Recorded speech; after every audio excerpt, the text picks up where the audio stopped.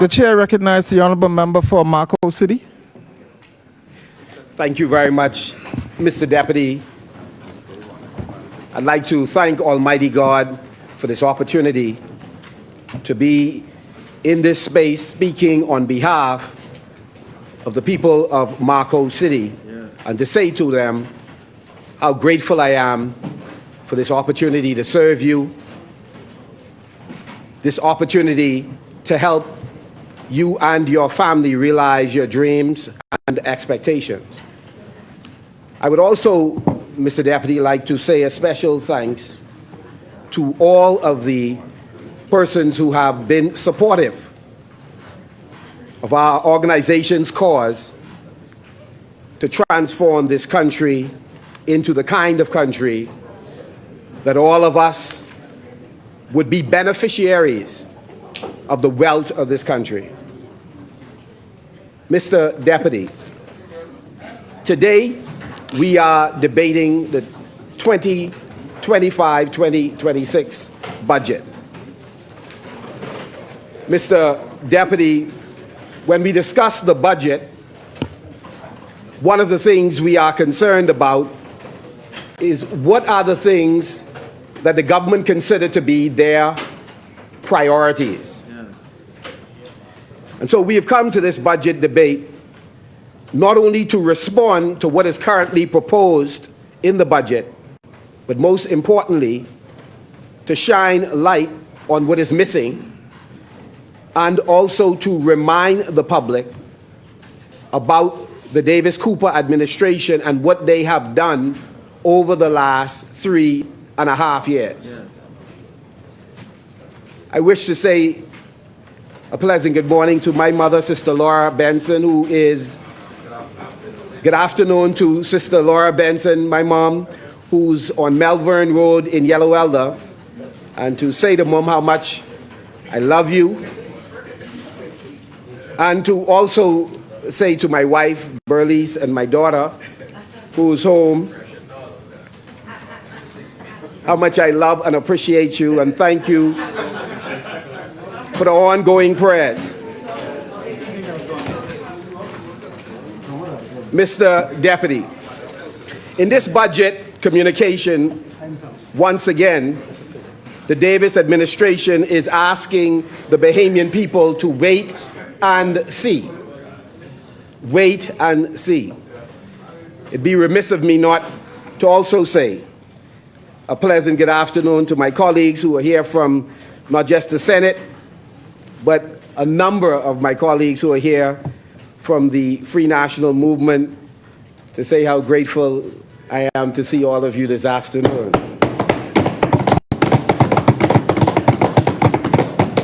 And just to let you know, when the other side bring their association, this side have the decorum to also chair for them as loyal Bahamians who are interested in national development. And so, wait and see. Wait and see. Order, members.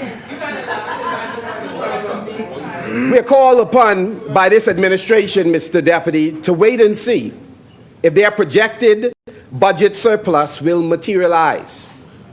Wait and see if their proposals will translate into lower light bills, more reliable power supply, and real jobs.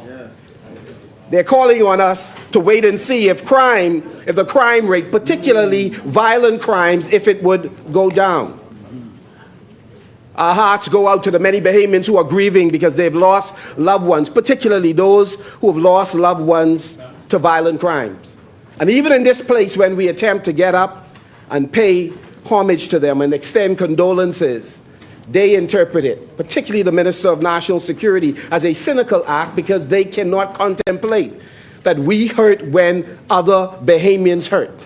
We stand because we are concerned about grieving families. We don't doubt that many of them are also concerned, but we are concerned when their cynicism shows through, when we stand to say, we grieve with you, we pray for you, and we need as a country to work for better. Wait and see if our healthcare system will rescue itself. Wait and see if the 120 million mentioned by the Deputy Prime Minister for the Grand Lucayan, wait and see if it is in the bank.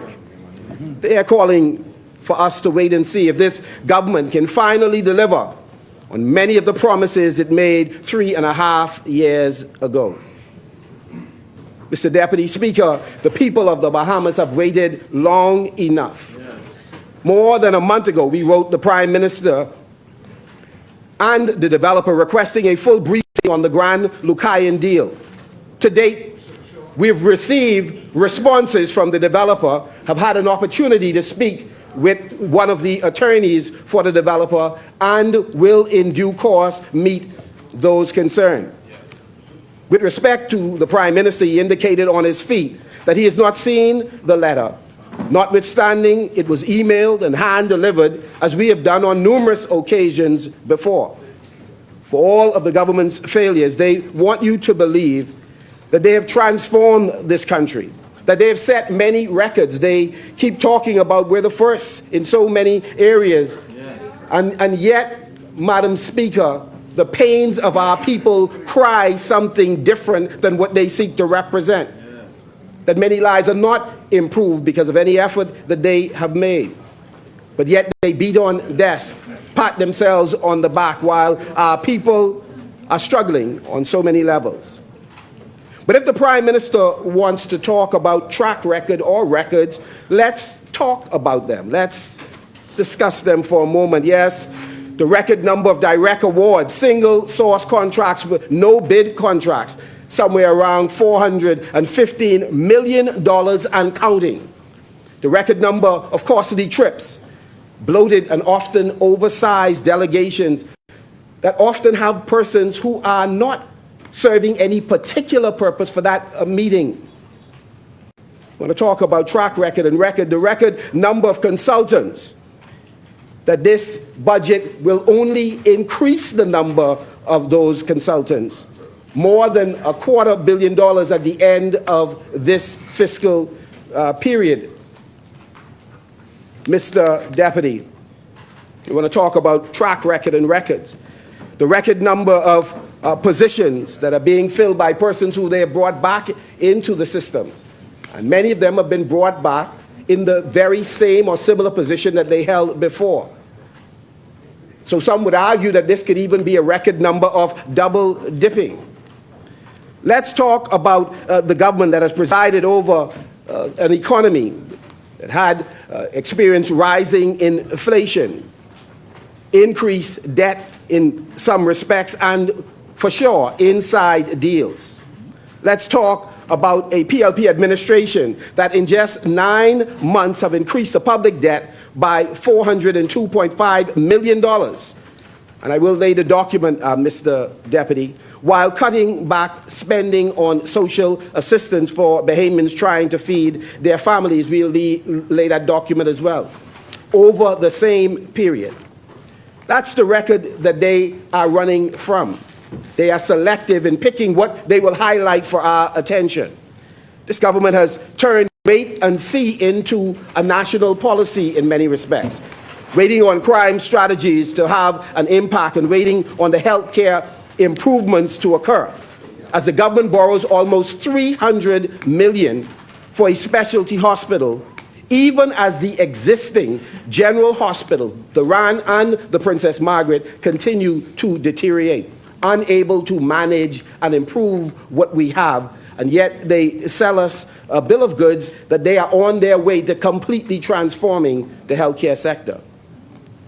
We believe, Mr. Deputy, that this is a time for forward thinking and forward acting leadership. At the time, the facts will be seen. In the meantime, while they engage in a flurry of activity, as if they are extremely busy doing things for the people, they are asking us each time you question them for the details, wait and see. It is interesting, Mr. Deputy, that the Prime Minister engages in the process of asking early for a new term in office. Whenever you see politicians are preoccupied asking for a new term when they are still early in the old term, it tells you, Mr. Deputy, that it is about them, it's not about the people.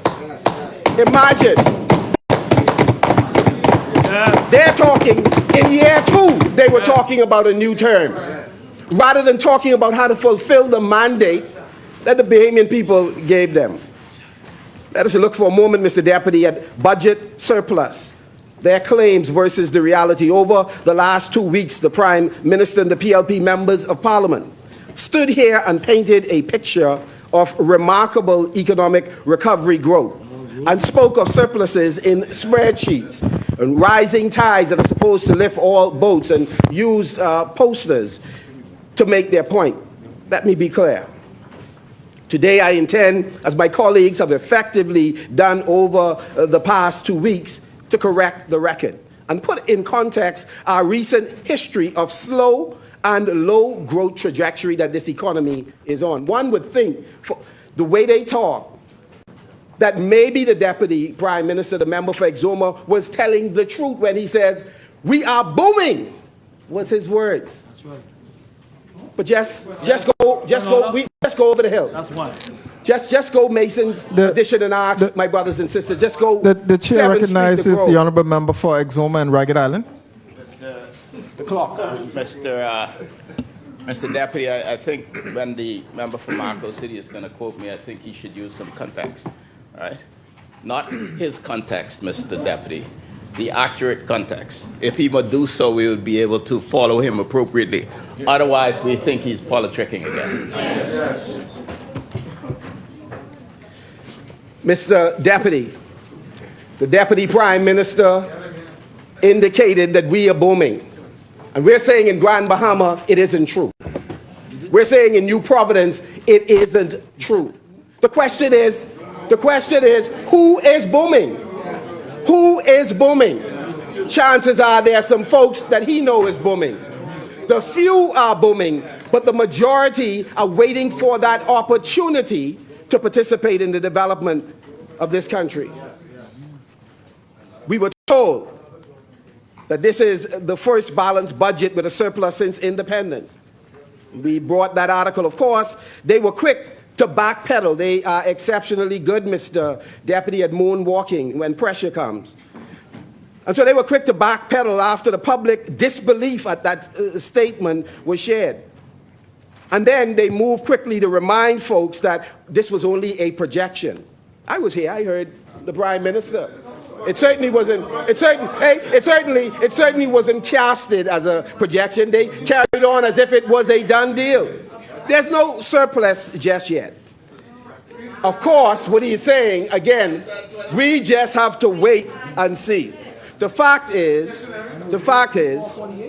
that if there was a real surplus, it would still not amount to a serious plan. They haven't released a serious plan. The numbers on the spreadsheets don't pay the bill. They do not treat patients. They do not fix schools. And they certainly do not put food on Bahamian tables. While they fixate on a future surplus to get a favorable headlines, they are big on headlines, they clearly forgot the frustrations of everyday Bahamians. They've forgotten that Bahamians have far more urgent priorities. The PLP once claimed, Mr. Deputy, to stand for equality, justice, and opportunity, and I remember that period as a young child. And many of our families, many of us in this room, our families signed up for that cause to make sure that equality was ushered in the Bahamas. But sadly, Mr. Deputy, today they are a shadow of their former selves. Many of them have departed from the founding ideals of even their own organization. What was once a people's movement has morphed into an organization often paying closer attention to the privileged, or in some cases acting in self-interest.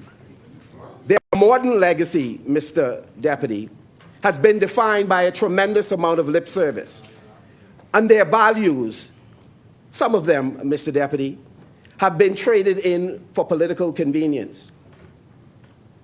Mr. Deputy, let us look for a moment at the reality of the economic performance under the Davis-Cooper administration. Since taking office, this government has measured its fiscal performance against the lowest point in our economic history in the aftermath of twin calamities. Think about this for a moment, Mr. Deputy. The depths of a global pandemic did not only impact the Bahamas, but it impacted countries around the world. And a number of countries in this region was adversely affected by Dorian, the worst hurricane in the history of the Commonwealth of the Bahamas. COVID, Mr. Deputy, came on the heels of Dorian. And it is interesting that this government, when it talks about how well it's doing today, they go back to a period where not just the Bahamas, but countries in this region, and in the case of COVID, countries around the world, was experiencing the most difficult time in many of their own economic histories. The combined impact, Mr. Deputy, just for context, of Dorian and COVID on the Bahamas economy was somewhere in the region of $7 billion, with a B, billion dollars. The PLP knows full well this is an disingenuous benchmark designed to mask their underperformance and their own mismanagement.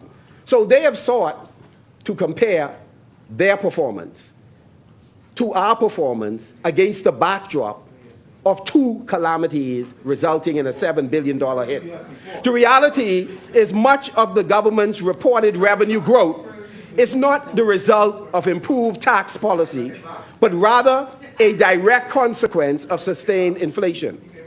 According to the data from the Bahamas National Statistical Institute, the cost of goods and services have increased by close to 15% since 2021. In a country where consumption taxes make up the vast majority of all taxes collected, this rise in prices has naturally increased the amount of tax collected by the Davis-Cooper administration. They are halfway good tax collectors. Tell the truth. That's what I asked them today. Bahamians are being taxed more because they are paying more for everything.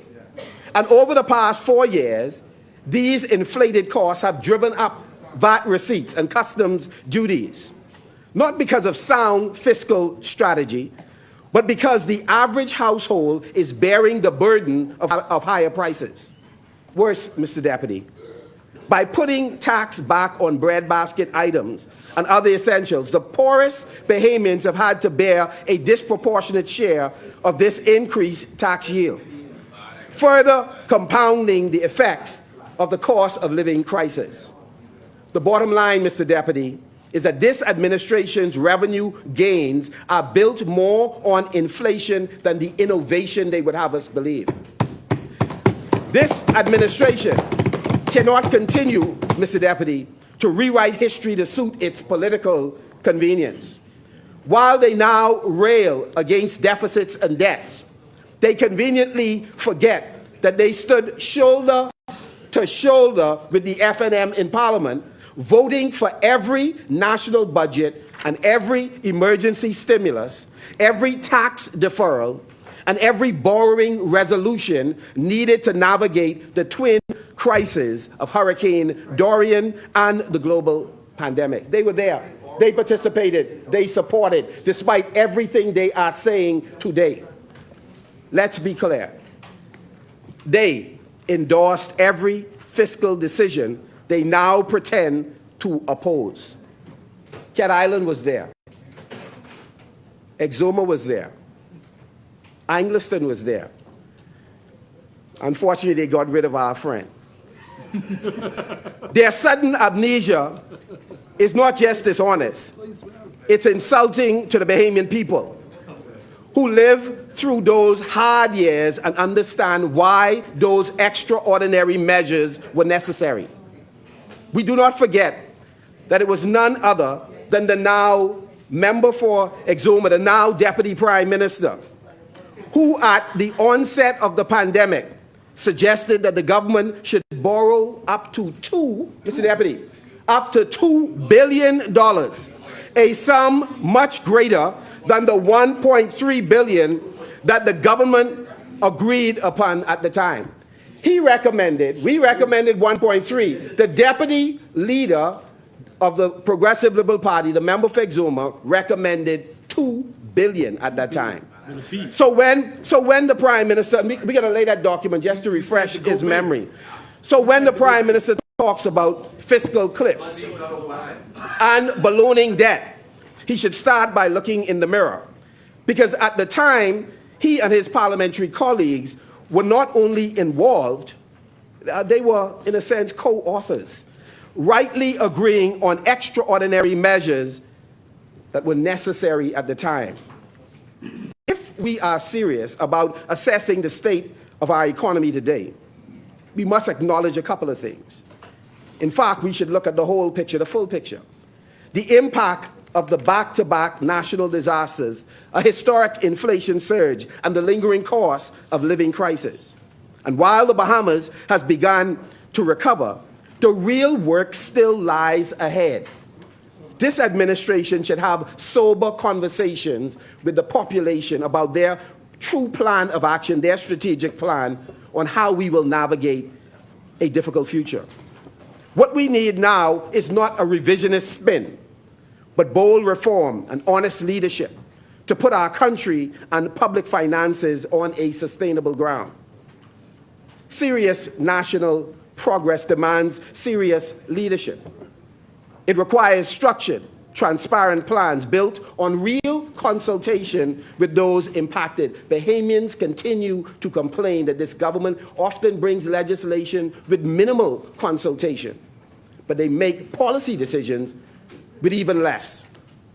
But this is not the PLP way. They know better, they feel. This is a government consumed by image over impact. Beneath the glitz is a hollow vision, driven largely by partisan political gain, rather than public good for the many. They reward the connected, while asking the rest of the country to simply wait and see. In other words, you complaining, wait your turn. You can't trust, Mr. Deputy, the member for Cat Island, with our future. Just look at his past, the way he loves to look at others. After 30 years representing Cat Island, Rumkey, and San Salvador, he failed to deliver even on the basics. He talks about his life, rich life experiences. But his record is one of missed opportunities and empty promises. It took the FNM to bring potable water to Cat Island. Not just. The chair recognizes the honourable member for Cat Island, Rumkey, and San Salvador. Water to Cat Island. When the refrain of the previous administration, right, under the chairmanship of someone who sits in here now, was that I stayed there many years and didn't lay a pipe. That was your refrain. Brave Davis didn't lay any pipe. But I want them to know. And I said then, right, that when Brave Davis laid pipe, he spends his own money. He don't use the corporation money.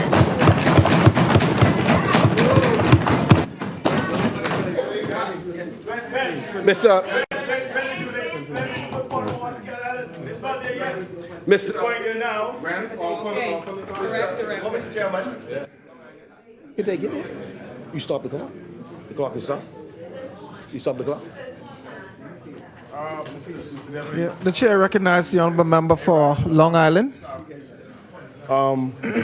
Firstly, respect to the pipes in Cat Island. The first contract for the pipes in Cat Island was signed in December 2020. Prior to that, there were no pipes in Cat Island.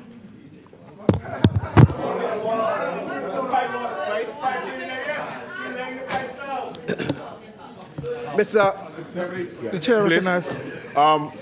ISD at that time was contracted to fulfill those works, and we left those works ongoing.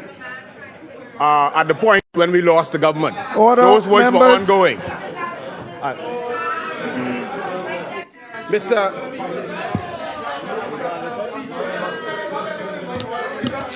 Order, members. Mr. Deputy, Order. for 30 years, the Member of Parliament for Cat Island, Rumkey, and San Salvador could not put potable water or lay pipes in Cat Island for 30 years. Let me lay out the facts for you. The member was the Minister of Works and still could not take care of the infrastructural work required for Cat Island, was in charge of urban renewal and still could not take care of the many needs of houses that had been damaged by successive storms. When I raised the issue in this House, Mr. Deputy, that the Prime Minister for 30 years could not meet many of the basic needs in Cat Island's infrastructure, on his feet, sitting where I believe Exuma, close to where Exuma is, he made the point, I asked for 30 years, I asked. That was his answer. Imagine that. For 30 years, you are a member of parliament for an area, and the most fundamental things people need, water, the Minister of Works, the Minister with responsibility for water and sewage. Think about that for a moment. Some of you, junior members, you have been able to do things in your constituency in 4 or 5 years he could not do in 30 years. Should be ashamed. The chair recognizes the honourable member. The chair recognizes the honourable member for Rumkey and San Salvador.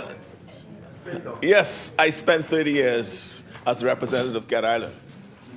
But I hope you notice that I was re-elected. So it must have been I was doing something. It must have been I'm doing something. Now, you see, the people in Cat Island are wise people. Yes, that's why they rejected you. Remember, they rejected you. When I sat and said I had to ask, yes, I was a part of a team. All right? What I said to you, yes, as all members of parliament who sit, they have to ask. And that's what I was doing. Right? I also reminded you that most of those 30 years, we were not in power. You were. And I reminded you that when the former Prime Minister Hubert Ingram spoke for you in Adderstown, what did he tell the people? I never did anything for you all. But you all give me him, and I'll do something next time. And what they did, they said no to him, and now I am here, I have the pen, and things are happening.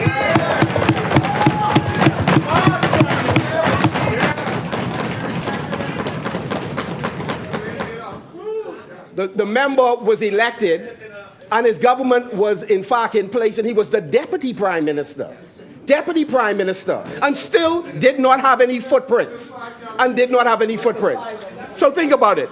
So he's not the father of progress. Order, He's members. not the father of progress in Cat Island, Rumkey, and San Salvador, because he has failed to create an environment where the children of grandmothers and grandfathers cannot dream of going back to that particular constituency, because he's failed to create an economy that they can imagine a future there. I've said, tongue-in-cheek, that if Columbus came back, he would recognize the constituency under this Prime Minister.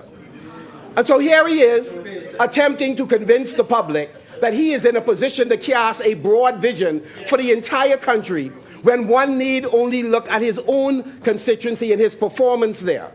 Compare it, for example, against, let's just say, Hubert Alexander Ingram, and what he was able to do in less time in his constituency. So when you want to examine somebody's potential for the future, examine what they have been able to accomplish in the past. And he has failed. Let us look for a moment. This government claims that they are moving towards a balanced budget, but how? They have increased the borrowing, and it'll continue in this cycle, including over $400 million in the first 9 months of this fiscal year. Consider this for a moment. And still, and this is the part that got me, for the first 9 months, the budget deficit still stands at $332 million. They claim that we are living in an era of economic expansion. But expansion for whom? They have catered in many cases to the few. We are interested in catering to the majority of Bahamians. This is an economy that for everyday Bahamians, it is a struggle. But for those persons with whom they are very close, it is a different story. This is an economy that's built to benefit the privileged and the politically connected. Just ask the small business owners and entrepreneurs in this country. They are being buried under new taxes, rising fees, expanding compliance requirements, and the costs that go with it, with little to no public education and support from this Davis-Cooper administration. Ask those persons about the new water and sewage fees, which they, bold-faced stand up and deny that, oh no, this happened from the 1st of May, as if that would make it any better. Ask the realtors. Ask their own fraternity, the lawyers. Ask those who are intending to expand their property about what this government is going to do to make sure that they are unable to reclaim the VAT. Ask them. Realtors now face 3% VAT penalties if they fail to comply with confusing and poorly communicated sales rules. Tour operators and small businesses are navigating shifting tax burdens and licensing hurdles that threaten their survival. Meanwhile, 57 million more is being handed out in additional subsidies to state-owned enterprises, many of which continue to operate inefficiently and with no performance oversight. This government is tightening the reins on the private sector while loosening accountability in the public sector. And what do entrepreneurs hope to gain from this administration? Little access to low-interest credit, no expansion of micro loan facilities, no business incubators in the Family Island. They are just now forecasting, well, some are going to come. Just more rules, more paperwork, more broken promises. I live in Grand Bahama, and I can tell you, when Kwesi Thompson was in the office of the Prime Minister, you could benefit from, no matter what your political persuasion was, the possibility of loans, the possibility of grants. It is a different kind of experience today. Under this administration, we are not witnessing economic growth. We are watching the rise of two different societies, two-tier economy. One where insiders get contracts without bidding, and another where the rest of the country, especially our young people, Family Island residents, and small business owners, are told to wait and see. In fact, they better cultivate a relationship with some of the big boys if they hope for any chance of subcontracts even reaching them. This is not equity. This is not empowerment. This is economic exclusion. But under the F&M, we will deliver bold and practical solutions that empower entrepreneurs. We'll cut the red tape. We'll drive real economic growth for all. We will deliver no less than $10 million annually in grants to small and micro businesses, with dedicated funding for young entrepreneurs. Family Islanders and marginalized communities will benefit under the F&M administration. Everyone gets access. No one is left behind. Overall, government agencies like Inland Revenue has to be changed. What must be changed in Inland Revenue? We have to eliminate the arrogance. We have to eliminate the intimidation. We have to eliminate the red tape. Our government will serve residents as well as empower business owners. We will not harass them. We will not be going into establishments with armed officers to intimidate Bahamians who are following the law. That's their way, not ours. We will serve our community, residents and businesses, with clear customer service standards and real accountability. We'll streamline construction permits to match global best practices. Where needed, we will outsource to certified professionals so that we can eliminate unnecessary delays in having projects inspected and the inspections approved. Mr. Deputy, We will activate a true one-stop shop for major Bahamian and international investments. Invest Bahamas. It's promised by the PLP but shelved. This will finally become a reality under the F&M. We will adopt a fair rules-based investment approval process with clear criteria and minimal political intervention. They want you to come to them. For what reason, one can only speculate. We should have a rules-based society. Fully digitize the approval process, cutting delays, boosting transparency, and allowing every step to be tracked in real time.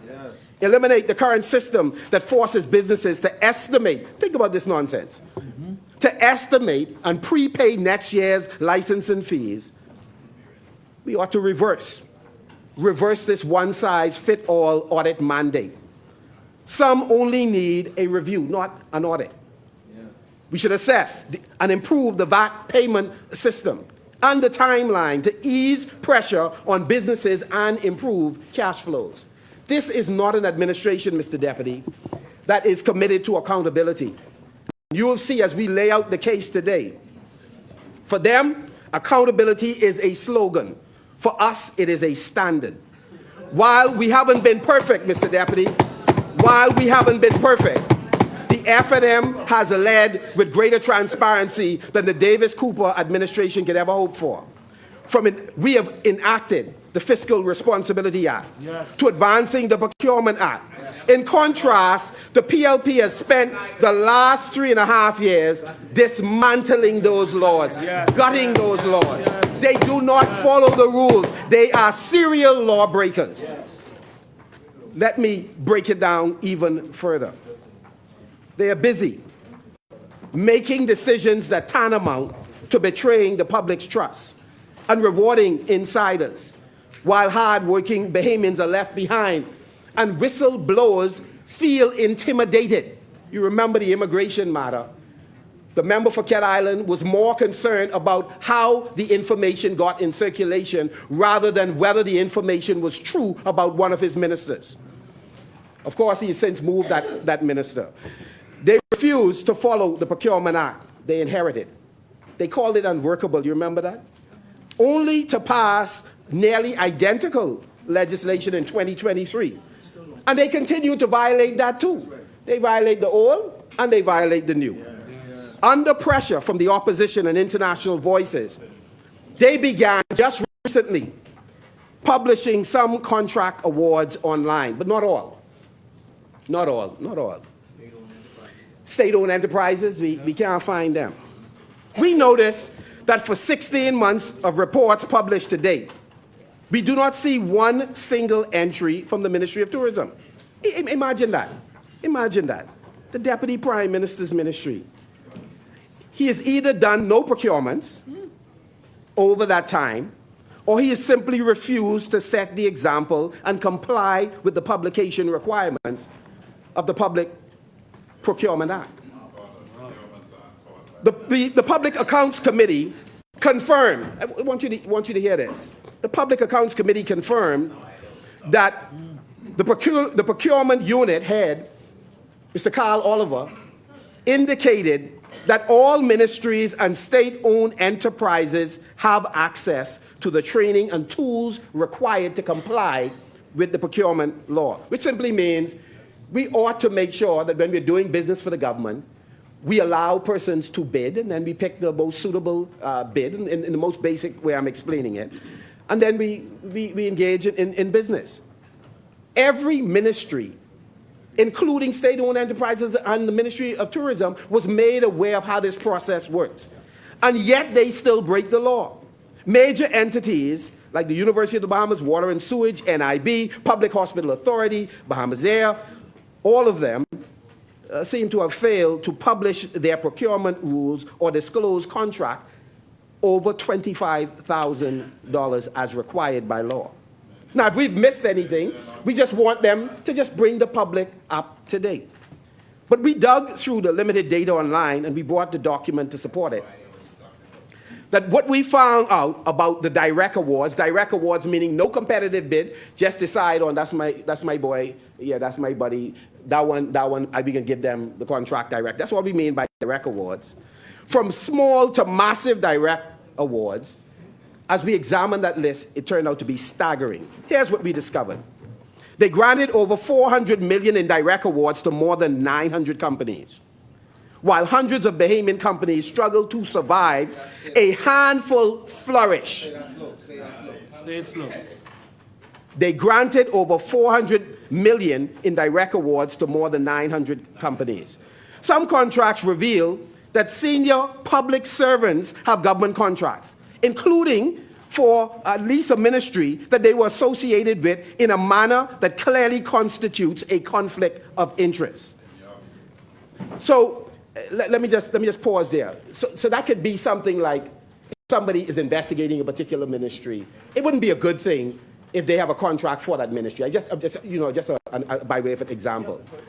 The Prime Minister canceled, according to one of the dailies, and we brought that article as well today. The Prime Minister canceled the contract, one such contracts, supposedly. However, the company appears to have a $58,000 monthly contract with another corporation, with the Mortgage Corporation. So we'll just lay that document in case we missed something. As well as another contract for Junkanoo Beach. Seeing that the Prime Minister understands the conflict of interest issue, given his cancellation of the first contract, if what we have heard and read is accurate, we would like to know why are these other two contracts held by a company that is owned by a senior police officer, and would they not be considered conflicts of interest? The bottom line is, it raises the question of trust. Are they making decisions simply when the light is not being shone on them, and when it is shone, they take limited action to give the impression that they are committed to the rule of law? The Prime Minister has touted his considerable rich experience, life experience, I think is the way he referred to it. And despite that fact, they claim an administrative error when the government was caught offering a no-bid $183 million contract. I guess the Prime Minister's so-called rich, extensive life experiences did not help him to avoid the $183 million administrative error. They bought ambulances that ill-fit the needs of the people that they were designed to serve. An essential emergency equipment. They paid $1 million breakup fee for an energy deal that collapsed. We bought that document to lay that as well. Let me remind you that at a time when grocery bills are higher, rent is rising, and gas prices are squeezing families, the Davis administration still found money for private planes. I mean, think about that. People are struggling to eat in this so-called booming economy. And they found time for private planes, inflated travel budgets, and government PR. But they could not find money for people who needed help the most. Yes. And all of us in here on both sides who have constituents know that people are suffering and need help. But oftentimes the funds are not available. That isn't governance. It's a lack of concern for the very people we are elected to serve. The Davis-Cooper administration priorities are wrong, dead wrong. And let us come to the golden goose that lays the golden egg, our tourism sector. Some contend, and the figures appear to bear them out, that tourism numbers in some respects, despite the claim of robust growth in all sectors and a booming economy, it appears that some areas have seen some stalling. Like many tourist destinations, the Bahamas benefited from a global wave of pent-up travel demand after the pandemic. This is the point we've been making. Each time members get up to speak, a number of them, they begin their presentation giving the impression, Mr. Deputy, giving the impression that all is lost.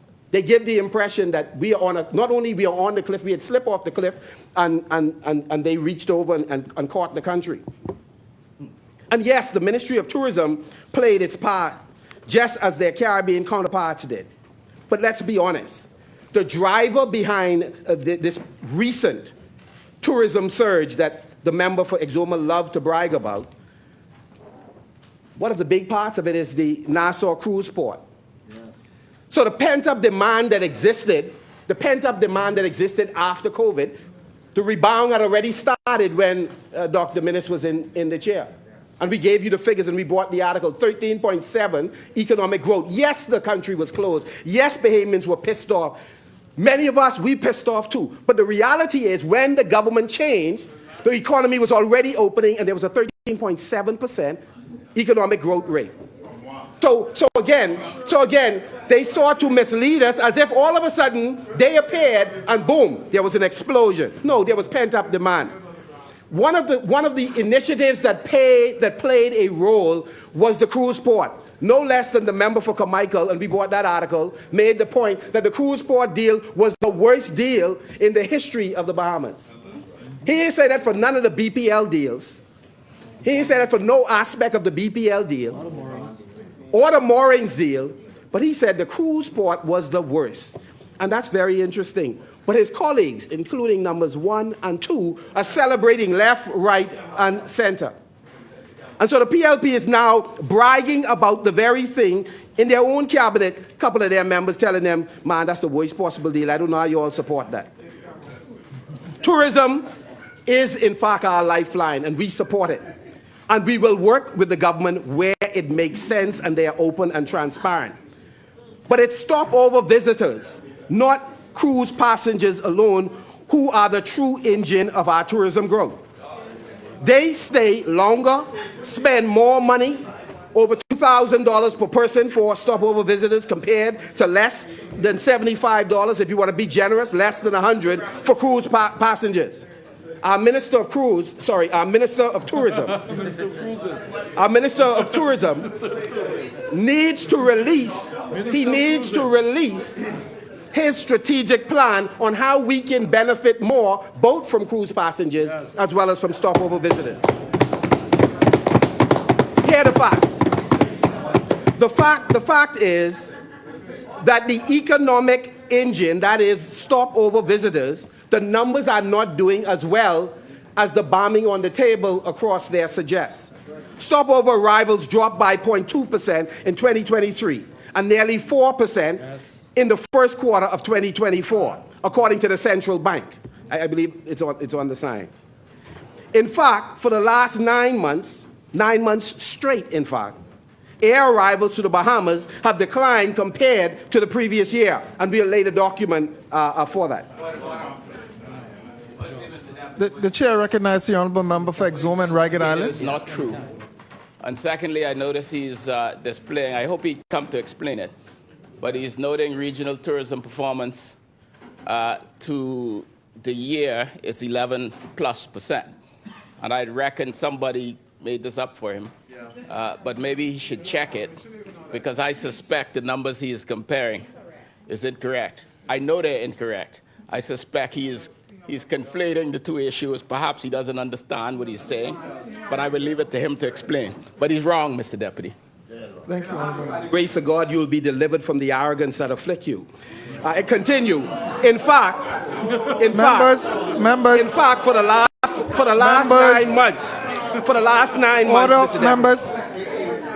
Sorry, it's a point of order. The chair recognizes the honourable member for Exuma and Ragged Island. Order, members. This is not a barroom. This is Parliament, Mr. Deputy. And the member ought to speak as if it's Parliament and not be offensive, Mr. Deputy. This is not a barroom. That's right. This is not... It's not a stage, Mr. Deputy. Thank you, honourable member. Mr. Deputy, through July, August, and September, and October, Honourable member, are you going to withdraw? Arrogance is a statement of fact. I mean, it's to Mr. Deputy, for someone to suggest that they understand a thing and others do not understand a thing, it reeks of arrogance. And so I will lay the document. I don't mean. Or have it expunged, Mr. Deputy. Sorry, Mr. Deputy, I do not mean to be offensive to Exuma, but I certainly. Okay, we'll have it expunged from the record. Yes, it is expunged from the record. Through July, August, and September, as well as October, November, and December, and let's go further, January, February, and March, we have seen air arrivals drop. And the member for Exuma and Ragged Island revealed in his contribution on Thursday past that this fall off continues. That's the member for Exuma. He said that air arrivals are down for April as well. So it is actually 10 straight months, almost a full year. Member, the chair recognizes the honourable member for Exuma and Ragged Island. The member is misquoting me, Mr. Deputy. At the end of the first quarter, air arrivals were down. At the end of the fourth month, air arrivals had increased relative to the end of the third month. The member does not know the numbers, and he's not paying attention to explanations, Mr. Deputy, and his charts are wrong. They're absolutely wrong. No, you didn't quote me. No. Mr. Deputy, while our numbers fall, the rest of the region, and I'll cite the source, the rest of the region is climbing. Stopover growth in Belize, 17.8%. Barbados, 10.7%. Dominican Republic, 5.9%. Turks and Caicos, 10.7%. The Bahamas. What is the Bahamas rate? One of just 4 regional destinations that saw stopover visitors decline in 2024. And Mr. Deputy, I will lay all of the documents. The fall off, Mr. Deputy, in stopover visitors is not simply some regional trend. It is a challenge that we are having. If the government were truly bullish on economic growth, they would not be projecting. So I need everyone to hear this. If the government was truly bullish on economic growth, they wouldn't be projecting just 1.7% growth for the next fiscal year, a 35% drop from last year's forecast, and well below the regional Caribbean average of 2.5%. Despite bragging about $10 billion with a B in so-called investments, amended by the Deputy Prime Minister, $12 billion in so-called investments, something doesn't add up. Yes, cruise arrivals are up, but for 10 straight months, stopover tourism has declined for year over year, while our regional peers are growing, and still, this government has no clear plan on how to turn it around. Let's for a moment concede to the Deputy Prime Minister that the percentages are elevated. The truth is, he still has not revealed a strategic plan on how to increase stopover visitors, because it appears as if those persons who were coming from the eastern seaboard, those persons who were coming from Florida, those stopover visitors have been converted generally into cruise passengers. That's the fact, and he does not have an answer for it, Mr. Deputy. The chair recognizes the honourable member for Exuma and Ragged Island. Whilst the member celebrates his weak applause over there, I would simply say again that his assertions are wrong. I spoke for 2 hours. I laid out many of the things that the Ministry of Tourism is doing, but yet he continued to seek to denigrate the great work of the Ministry of Tourism. And that's covered on page, what, 44? 83. He's wrong. He's wrong again, Mr. Deputy. I thought it's on page 83. The Deputy, an F&M government under my leadership will act swiftly and strategically, and we will not react so sensitively. We will work with tourism stakeholders to launch a targeted stopover recovery plan, including stronger advertising, expanded airlift from key markets, and accelerated Family Island Airport's upgrade. They talk a lot about airports, but the question is, when would they complete at least one?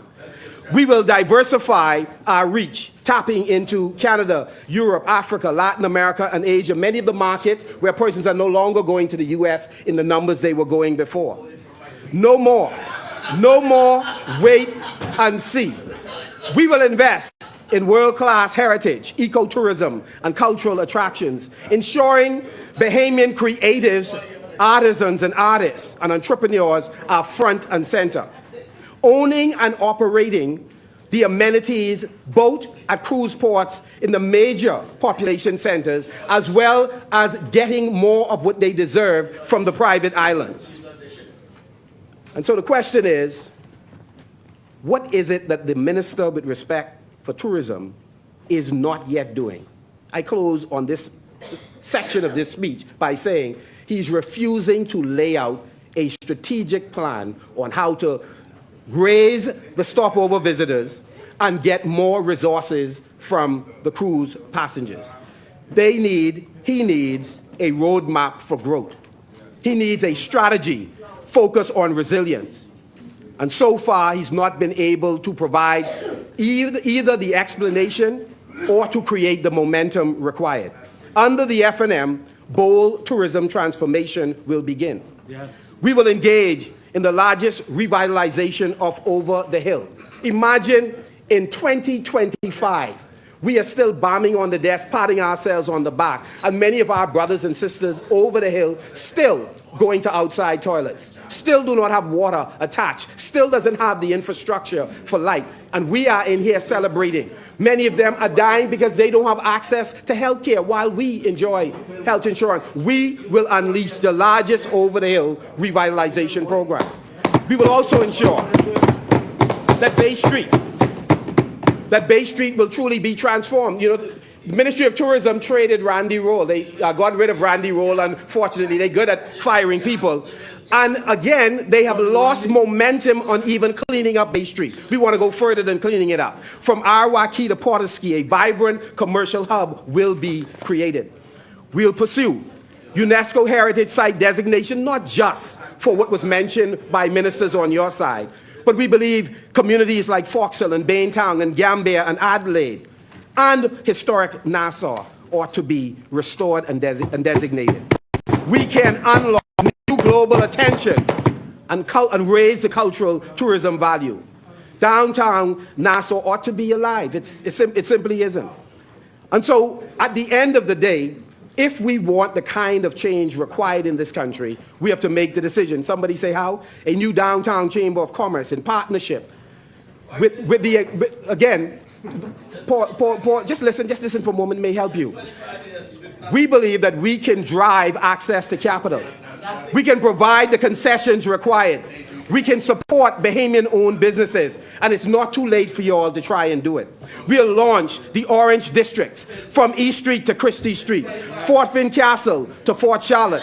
Dedicated effort would be given, not just to live murals, to the museums, to theaters, to authentic eateries, but to multi-purpose Junkanoo shacks already approved under the Minister administration, but you all refuse to bring into force. And for Grand Bahama would in fact rise again. We've been called for such a time as this. So stay tuned, my brother. Stay tuned. So again, the member talks about boom. If only the member for Exuma boom was about building opportunities and optimizing momentum. If only it stood for that. We will expand festivals, not just in Grand Bahama, but across the Commonwealth of the Bahamas. And in Grand Bahama, Williamstown to West End, we intend to make sure all Bahamians, FNMs, PLPs, and others, all should be included in our development initiatives.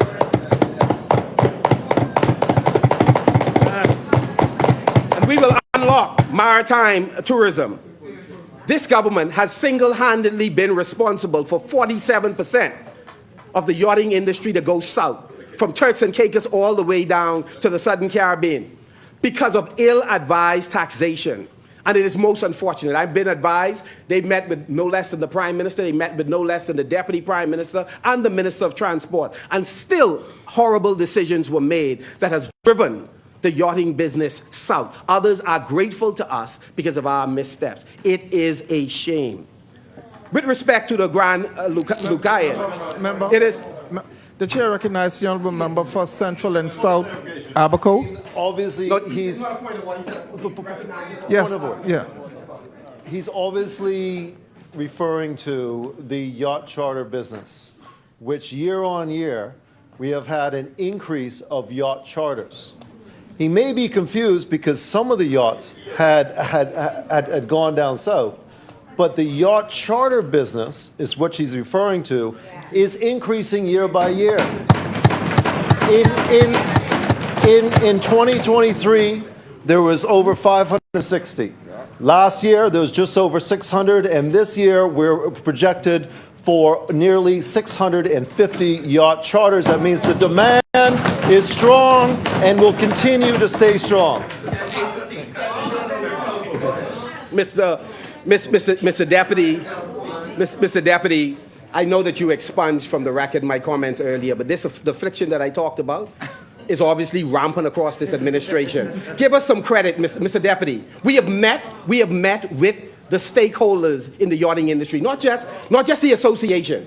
We've met with the taxi drivers who were part of that net, those who rent cars, persons who have cleaning companies that clean yachts, captains, engineers, you name the pilots who move parts on behalf or owners of yachts. Every one of them talk about the dramatic fall off and the fact that business have gone south. So I don't know what they are talking about, Mr. Deputy. I don't know what they are talking about. And so let's talk frankly, the Grand Lucayan, Mr. Deputy. Oh, yes. The Grand Lucayan, Mr. Deputy. We have said historically, and we have been consistent, we support any effort this government would engage in that has the potential to empower Bahamians. We believe that a successful hotel in Grand Bahama, a working international airport, will be beneficial to the people we love, our family, our friends, the people we serve. What is happening with respect to the Grand Lucayan is unfortunately tragic in its history. So let me talk for a moment about the recent history. We know that this hotel is supposed to be a catalyst. Instead, it has momentum one day when they talk. Remember, the Deputy Prime Minister used to be in charge of Grand Bahama on behalf of the member for Cat Island before he circumvented the member for Exuma.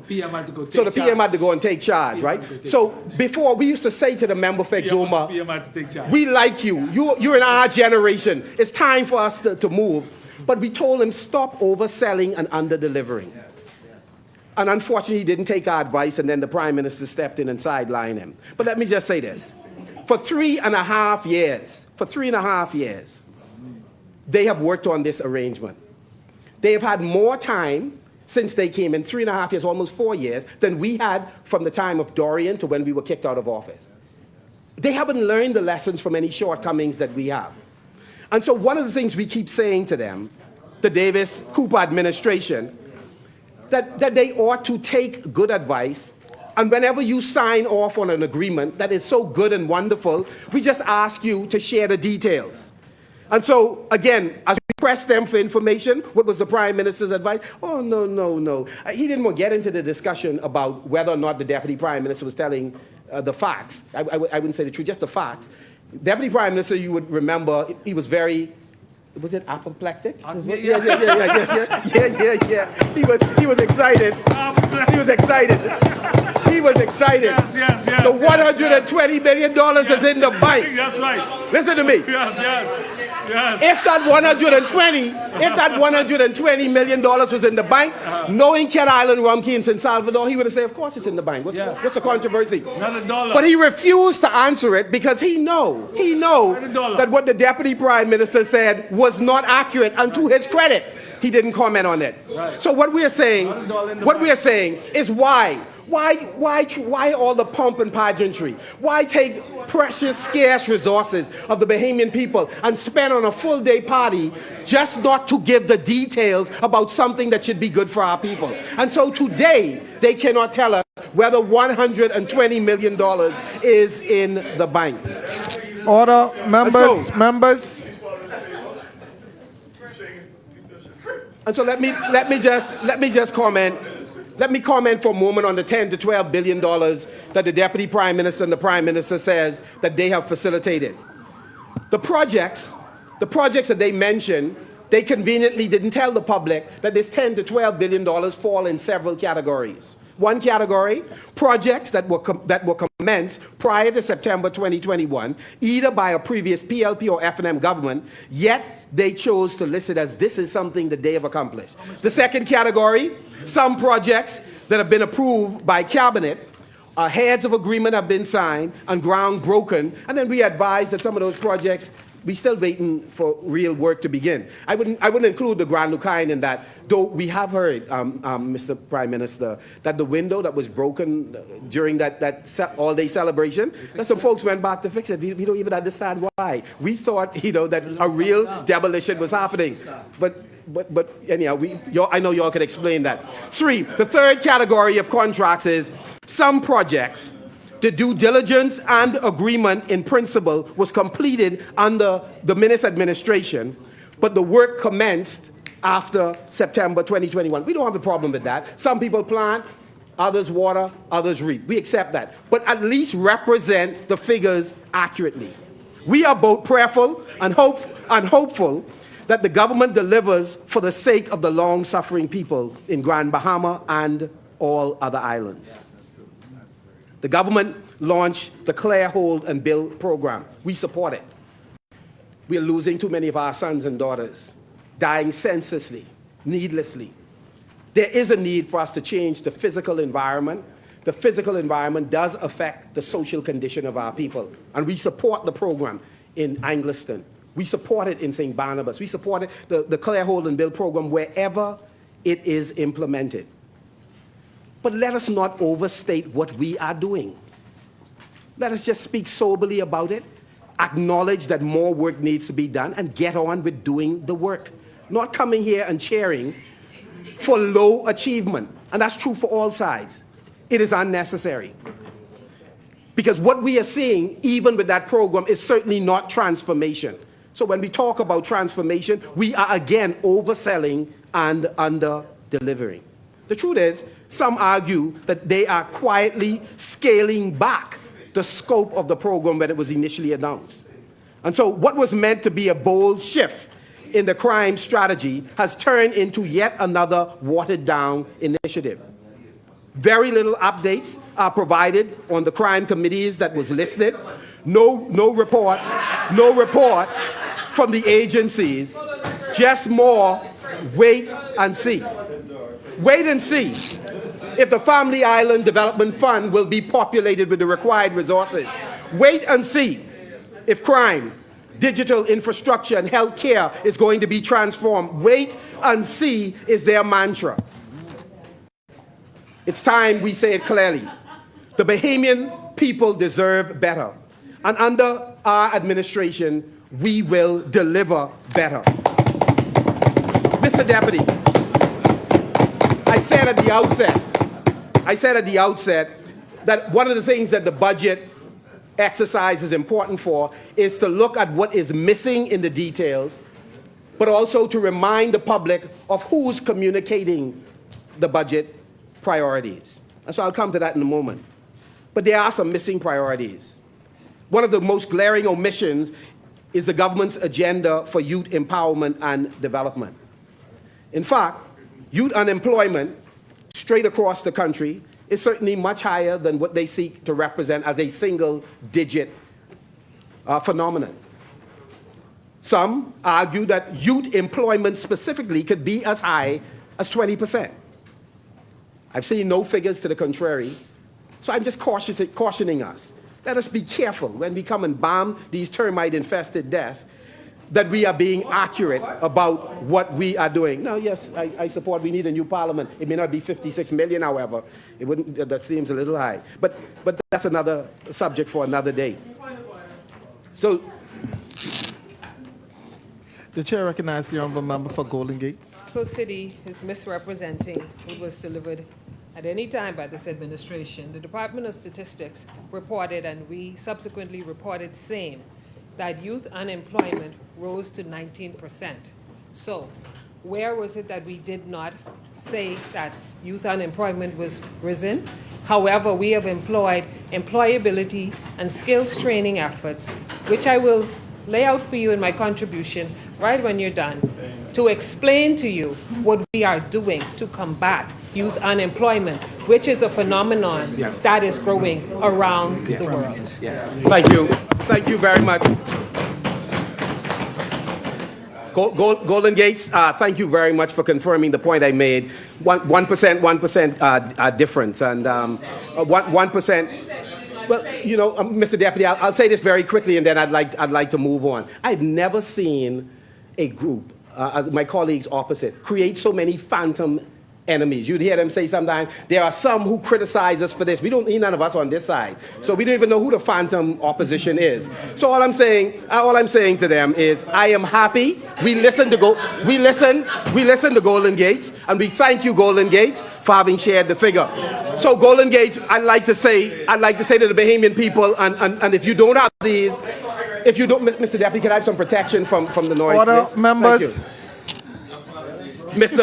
Mr. Deputy, through you, I wish to recommend some things that Golden Gates may include in the event that these things are not brought. We will certainly implement them when we come to government in the next election. We support youth employment.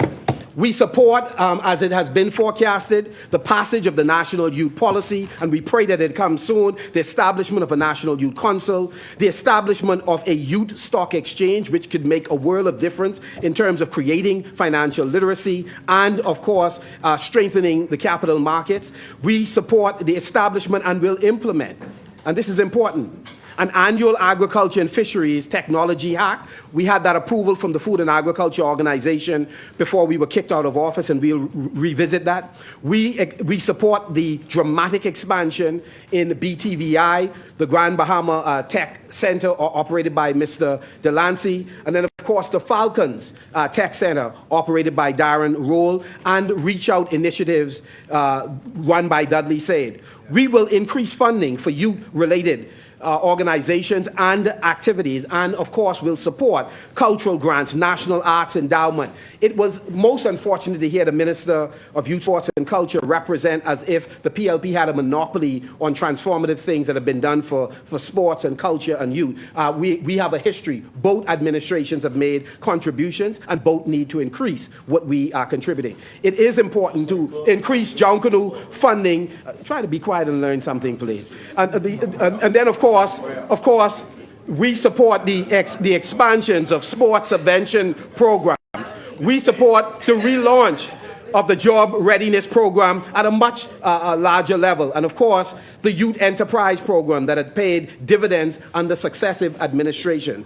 We believe that it is important to continue the programs of culture in the park and sport leagues throughout various constituencies, and we'll stand with the Minister of Youth, Sports and Culture to the extent that he is interested in involving us. Let me also say that we believe it is important in our various communities, Mr. Deputy, to have youth organization expos. Many parents are not familiar with some of the youth engagement opportunities that exist. So imagine on parks throughout the Commonwealth of the Bahamas, we regularly expose our children and their parents to organizations that can recruit them before the gang leaders do, before criminals do. And so those are some of the initiatives. Mr. Deputy, the PLP talks a lot about innovation, but delivers nothing for, well, let me be more measured, delivers precious little for generating opportunities for innovation. One of the things that the member for East Grand Bahama did when he was in the office of the Prime Minister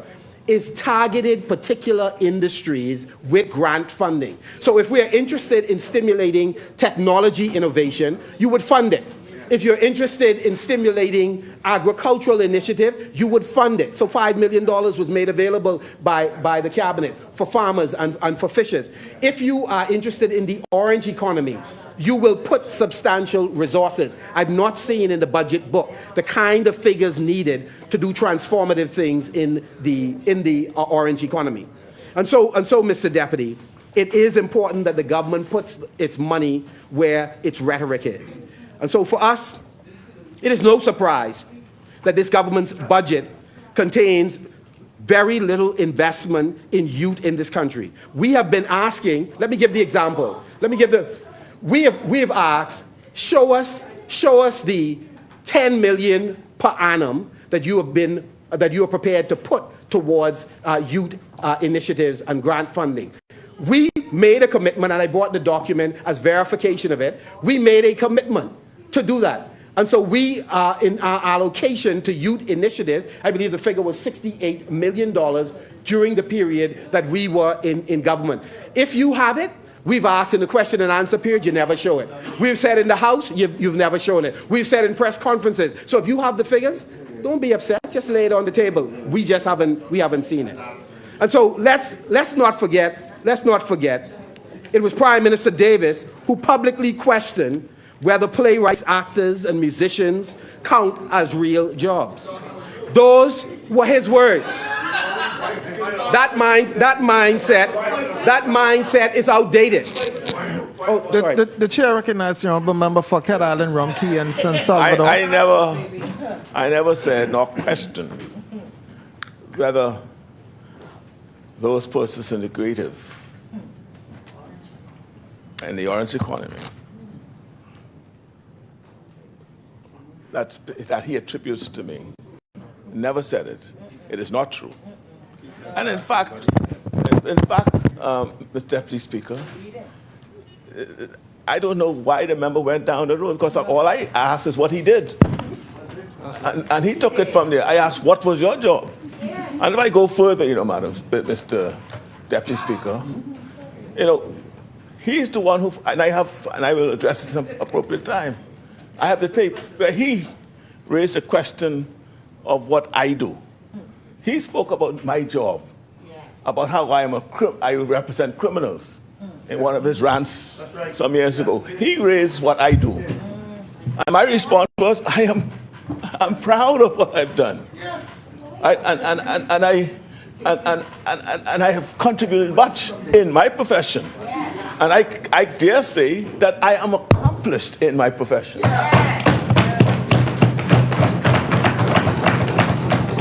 My question to him was only, what do you do? Or what did you do? What is your resume? I didn't say what his resume was. He said politics. Right? He could have said politics.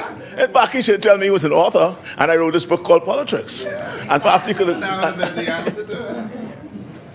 Oh my. The mindset of the Prime Minister is not just outdated, it is dangerous. It dismisses an entire generation of talented Bahamians who are building brands, telling stories that are of importance to our cultural development, and putting the Bahamas on the cultural map. Furthermore, culture is the glue that holds the Bahamian identity together. This government's attack. What's the point of order? The chair recognizes the honourable member for Cat Island, Rumkey, and San Salvador. Order, members. The member attributes a mindset to me that I only point to my actions. If I were if I was such an enemy to the creatives or the orange, would I start a campus, the creative school? If I was such an enemy to the crew, would I, for the first time any government ever did, support the Dundas Civic Center? And it ain't just start now. It was not just now. I'm not talking about it. I'm doing it. I'm investing in the creatives. And this is that. It didn't just start. If you go to my blueprint for change, you see what my mindset is about the orange economy. I'm acting it. It's not a mindset. It's what I do. Look in the public schools now. And you know. And you know I'm a rake and scraper. Yes. I am the one of the Lacido boys, and you know it. Yes.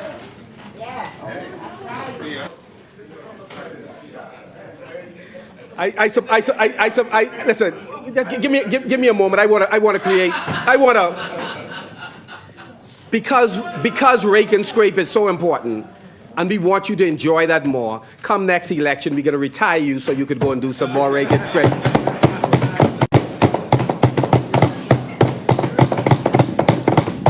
This government's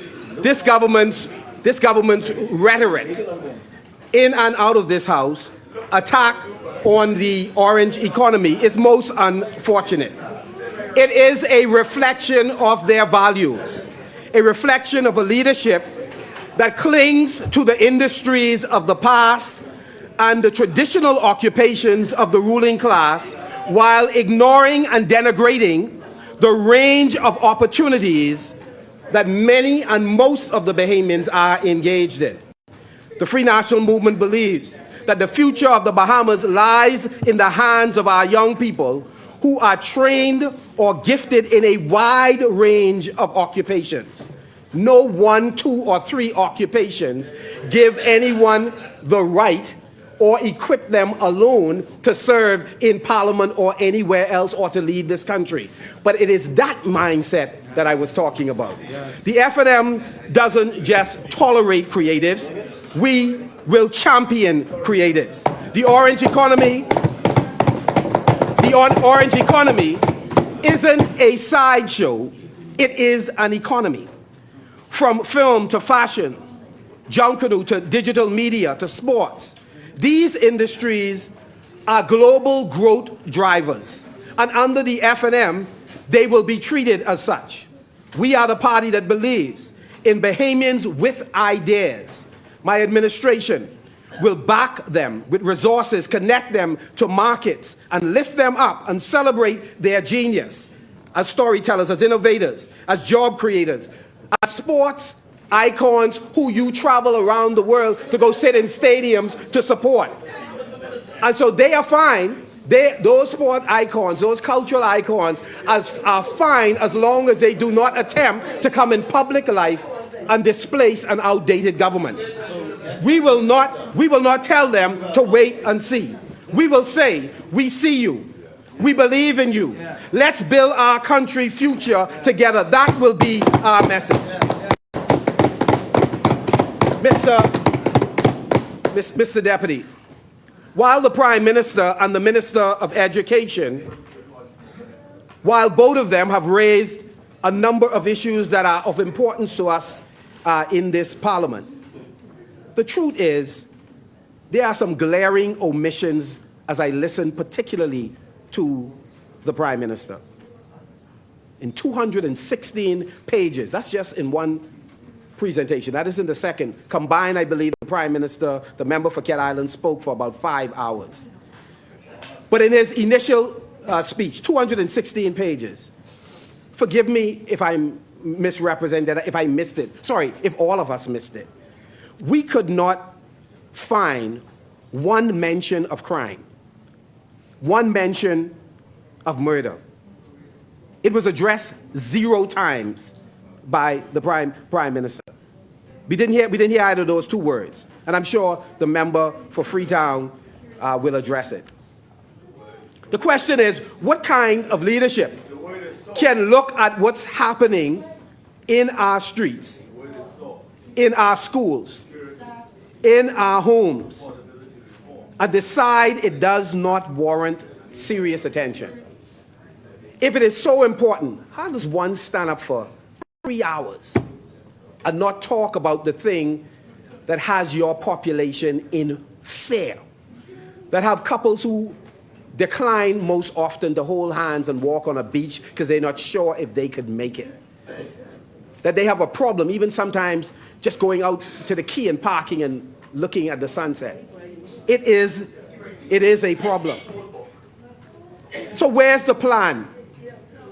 Where is the plan for intervention, for community policing, for victim services? This government talks about certainty, but Bahamians feel anything but certain walking on our streets. Member for Freetown. Mr. Deputy, Bahamians are not imagining danger, they are living it. Parents are unsure if their children will make it home safely. So when people hear of a shooting, many times the first thing they reach for is a phone to call to see where their loved one is. And that's widespread. Shopkeepers lock their doors before dark. Sometimes they keep it locked all day. And communities cry out for help that sometimes come too slow or too late. While we will continue to communicate responsibly, we will not understate the extent of the crisis that the country faces. This level of rising violence is not normal, and we won't pretend that it is. Downplaying the crisis only guarantees more of the same failed strategies. We need ministers. We need a minister of national security whose heart aches when people are in fear and they're hurting and they cry out. They don't need to be criticized. They do not need to be criticized or spoken to in a condescending manner. No member in this house should get up on a point of condolences and to be berated and dismissed with cynical banter, as was I at the hands of the Minister of National Security and others. The FNM is clear. National security is not an afterthought. It is a non-negotiable foundation for progress. We need a national security minister who sees their assignment as a crusade to help change the hearts and minds, to enlist the best and brightest to fight root causes while fighting at the same time the symptoms of crime. What did I do, Mr. Prime Minister? Like Shivago Lang, like some other young people some other folks who are in this parliament. I've spoken to almost every school in the Commonwealth of the Bahamas. Most of them, their graduations. Run community programs. I'm a social entrepreneur. I want to do some things that make a difference in changing the lives of persons. Did it before politics, doing it in politics, we'll do it after politics. That's what I do. As Prime Minister for 30 years, being in frontline politics, the question is, sir, have you been to every school? Other than staged arrangements, have you... I believe you care. I do. But you want to know what I do? That's what I did. I went to schools. I went to communities and talked to young people on the block. They do not see me as one of them. And so at the end of the day, when you want to know what many of us are doing, we are interested in talking to our young people who are through street corners from the top of the hill all the way down to Ridgeland Park, or from Nassau Street all the way to Village Road. Lots of young people who are unemployed, negotiating life and death issues without anyone interrupting those conversations, with a different plan on how they can participate in owning a part of this country, lawfully, legally, and without risk of them losing their life. The truth is, we need public servants that understand the fight against crime does not begin in the courtroom. It begins in our homes, in our communities, and continues in our classroom. We renew our call for a National Crime Commission, independent, nonpartisan, and guided by local and international experts, to deliver real solutions, not political sound bites. We call for local policing advisory committees that will work with every police station to make the policing plan more responsive to their local needs, to help shape those policing plans. And we call for a select committee on immigration to address the ongoing national security issue that unchecked migration can create. And since we are here discussing what the government's priorities are, it is important that this government sees that an economy growing at 1.7% cannot create the kinds of opportunities to change island by island. We could talk island by island opportunities all we want. A 1.7% growth rate will not get us there. We need a plan of action that engages all stakeholders so that we are talking and working towards growing this economy. 3.5%, 4%, 5%. It can be done if we are working on behalf of the many rather than creating generational wealth for the few. And this government is committed to creating generational wealth for a handful of people. Safety for us must not be a slogan, it has to be a right. And under the FNM, it will be given priority. So talk all you want about what didn't happen 3.5 years ago or 4 or 5 years ago. We have a team in place, fully committed, and by the grace of God, working with this Bahamian public, we will usher in change in the Commonwealth of the Bahamas. And so, as we examine the allocations and priorities under this current budget, particularly those designated to the Ministry of National Security and its agencies, I rise not simply in critique, but with a renewed national commitment to make a pledge for fairness and to call on this government to be fair. We will usher in reform, but the government still has a little bit of time to do some things. We should have a restoration in the dignity of all jobs. If you're serving a people, respect them. We in the opposition respect the men and women in the uniform branches, the police, defense force, corrections, fire services, customs, all of them. We respect them. And it does not, and immigration, and it does not prevent us from offering critiques when the critiques are necessary. So when you start talking about shaking the tree, show us evidence that you're shaking it, rather than trying to maintain the status quo. But respect is not just spoken. Respect has to be resourced. Put your money where your mouth is. And reflected in our policies, promotions, and priorities.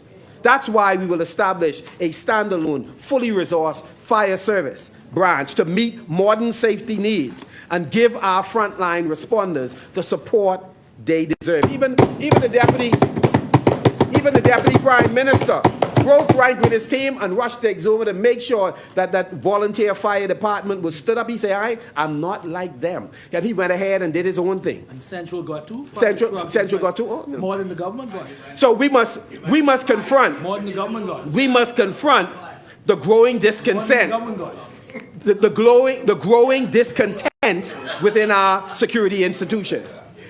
The recent promotions, or more accurately appointments, as it has been described by some officers at the Bahamas Department of Corrections, has caused and more than a ripple of frustration throughout the ranks. One of the things we continue to hear, that senior officers who said they have served faithfully and feel as if they are overlooked in favor of some with less than stellar records. And they're saying it's not all of our colleagues, but we know who's who. It has damaged morale, and it erodes institutional integrity.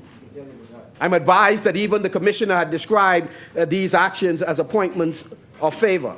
Too many of our brave officers are being failed by a system that lacks fairness, transparency, and respect. That ends under an FNM government. Mr. Deputy, we will immediately establish a national security promotions review panel to restore merit and consistency and trust in the promotion process across all uniform branches. We support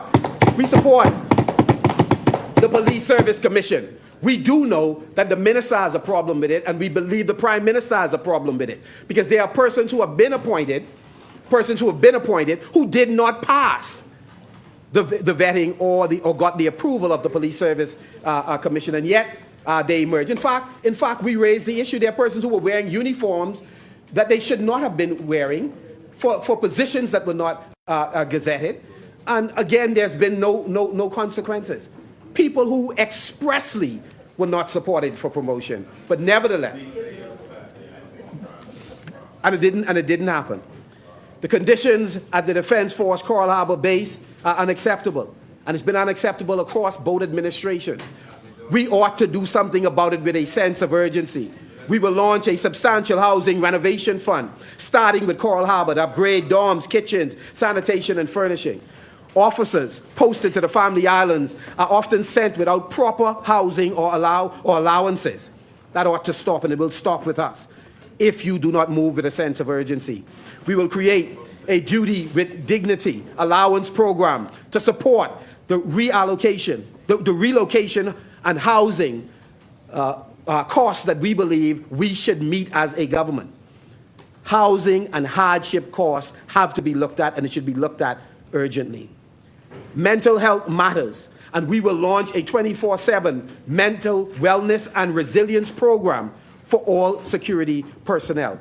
I did attend the conference, but we do know that we need more effort being placed on helping our officers that have experience, that are likely to experience traumatic events. Not enough help is made available.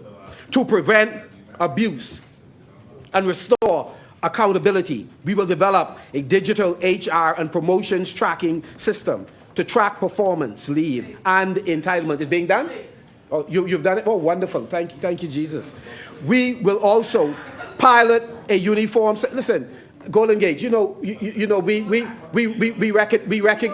recognize that you're attempting to do something. Listen, if we know a thing, we ain't gonna mention the thing.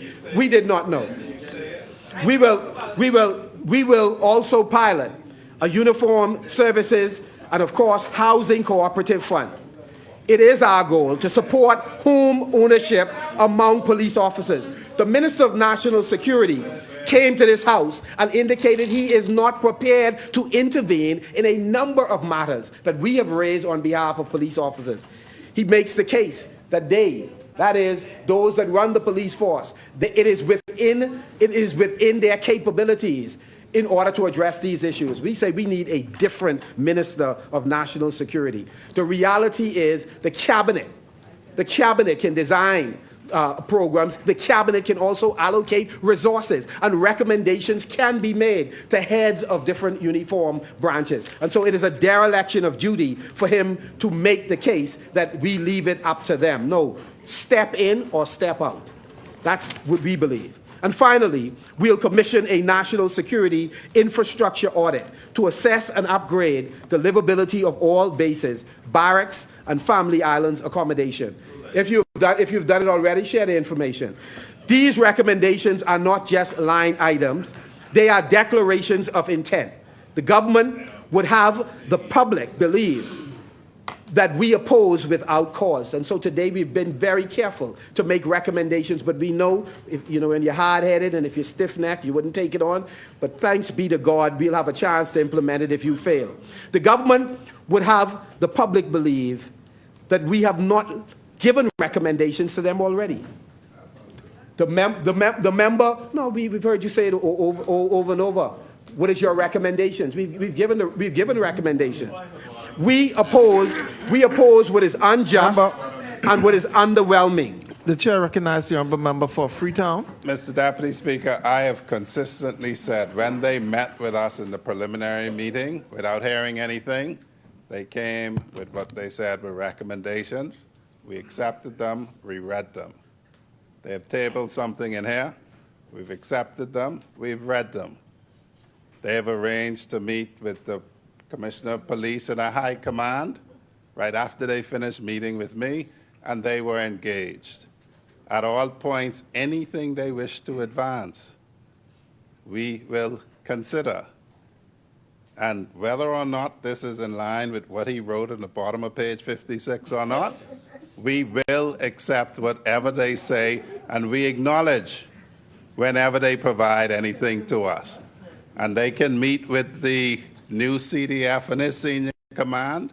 They can meet with the Commissioner of Corrections and his people, so that they don't have to be misled by people who have their own agenda. These men and women are open to meet with them, because the position of Cat Island, Rumkey, St. Salvador, and myself is this is all of government, all of society effort, and they're part of government in being the opposition, and they're members of the society. By the grace of God, when the Bahamian people entrust us with the reins of leadership, we will implement these reforms with urgency, with transparency, and for the benefit of our officers and the people that they serve. Mr. Deputy, let me pivot to health care. We listened attentively to the minister yesterday. The Prime Minister stood before this nation and described this government's economic record as remarkable, claiming that this so-called turnaround was accomplished while increasing support for health care. One of the difficulties we have with this administration is that when there is a crisis, they refuse to acknowledge that it is a crisis. Because if you fail to acknowledge that we are facing a crisis, it will determine the level of energy and resources you are willing to invest to address it. Let me say this plainly. There's nothing remarkable about the state of our healthcare system today, unless we are remarking on how deeply it is in crisis. The truth is our healthcare system is on life support. 10 years after the largest healthcare investment in Bahamian history, the critical care block at PMH, it is now crumbling. Proof of this administration's neglect and inaction. Just down the hall, patients lie packed in halls waiting for an emergency room that has missed deadline after deadline. And yet, we hear that new dates are being set. And we don't hear sufficient apology for the suffering people are experiencing. We do not believe that healthcare ought to be a political football. Both administrations share responsibility for the state of affairs. But the side opposite does not miss an opportunity to do a them and us thing, even in healthcare, even in youth sports and culture, when we have sought not to. 6 years of renovation has stalled. Weeds and construction debris now surround the entrance to the emergency care, an insult to those who have nowhere else to go. At the RAN, the story is just as grim. Medical waste piles up. Patients wait hours. There's one working anesthetic machine and broken autoclaves. And the new hospital facility, one the doctor described it as mold-infested, unused, second-hand disaster, sold to taxpayers as brand new, now costing even more to fix. And what is this government's response? Well, more slogans, cosmetic upgrades, more PR. We keep hearing promises of a new hospital, yet in Freeport, they're building what we recognize as a clinic. In Nassau, they talk big, but the plans ignore trauma care, chronic illness, and critical care. It's amazing. Building a brand new, maybe 300 million? Yep. And we can't take care of what we have. We have problems taking care of the existing two hospitals while we build brand new and clinics throughout the Family Island. They talk about expanding access, but they refuse to fix the foundations. They offer token wages increase, but healthcare workers, our doctors, nurses, orderlies, technicians remain underpaid, overworked, and undervalued. It is regrettable that the Minister of Health did not just simply acknowledge that what we need is a bipartisan approach to fix the legacy issues that plague our people. You have a new generation of leaders that are prepared to do that. We're not tribalistic in that way. We are willing to work with a government that is serious about working for the people. So we want to know, how can a government claim to have a surplus of money when essential services, medicines, and equipment are lacking because of scarce funds or funds being spent on frivolous and far less important things by this government? There's a deficit. Yes, there's a deficit. Some days it looks like a deficit of compassion. And when we listen to some explanations, a deficit of truthfulness about our condition as a people and the tough choices that must be made. The F&M believes healthcare is not a luxury, it is a human right. And if we are serious about economic recovery, then we must be serious about the health of our people. Yeah. So let the record show that this budget does not deliver for healthcare. It adds additional financial burdens without a strategy on how to solve our problem. What is the strategic plan for nurses' retention or allied health professional retention? What is the strategic plan? We will fully resource our acute care facilities to restore dignity and ensure no Bahamian is denied care because they can't pay up front. Cash demands at the point of emergency will be addressed. We do believe that it is important that we create a system that is sustainable. That is a discussion that the government and the opposition should sit down and have a discussion about with a view of using studies already conducted on how we can ensure the hospital is both sustainable, but people are not dying at the point where they are seeking entry. We will improve pay and conditions for nurses, doctors, and allied health professionals to keep talent here and deliver world-class care. We will expand NHI, and so we were pleased to hear what the minister had to say. And Minister, we're going to hold you accountable to what you said. I mean, it is regrettable that after the next general election, you wouldn't be there to be a part of the implementation, but we will always take advice from you. We'll always take advice from you. It's good Grand Bahama man. We will fast track urgent funding and professional oversight to repair and upgrade clinics and hospitals, completing in months what the PLP has delayed for years. And we will close the gap between public and private health care, because quality care shouldn't depend on your bank account. Mr. Deputy, for the few minutes that I have remaining, I want to touch a bit on housing. I listened with great interest at the member for Carmichael berating our contribution to the national discussion about providing housing for thousands of Bahamians who have not been able to find housing. And we believe that just like health care, housing is not a privilege for the few. It is a right of every Bahamian.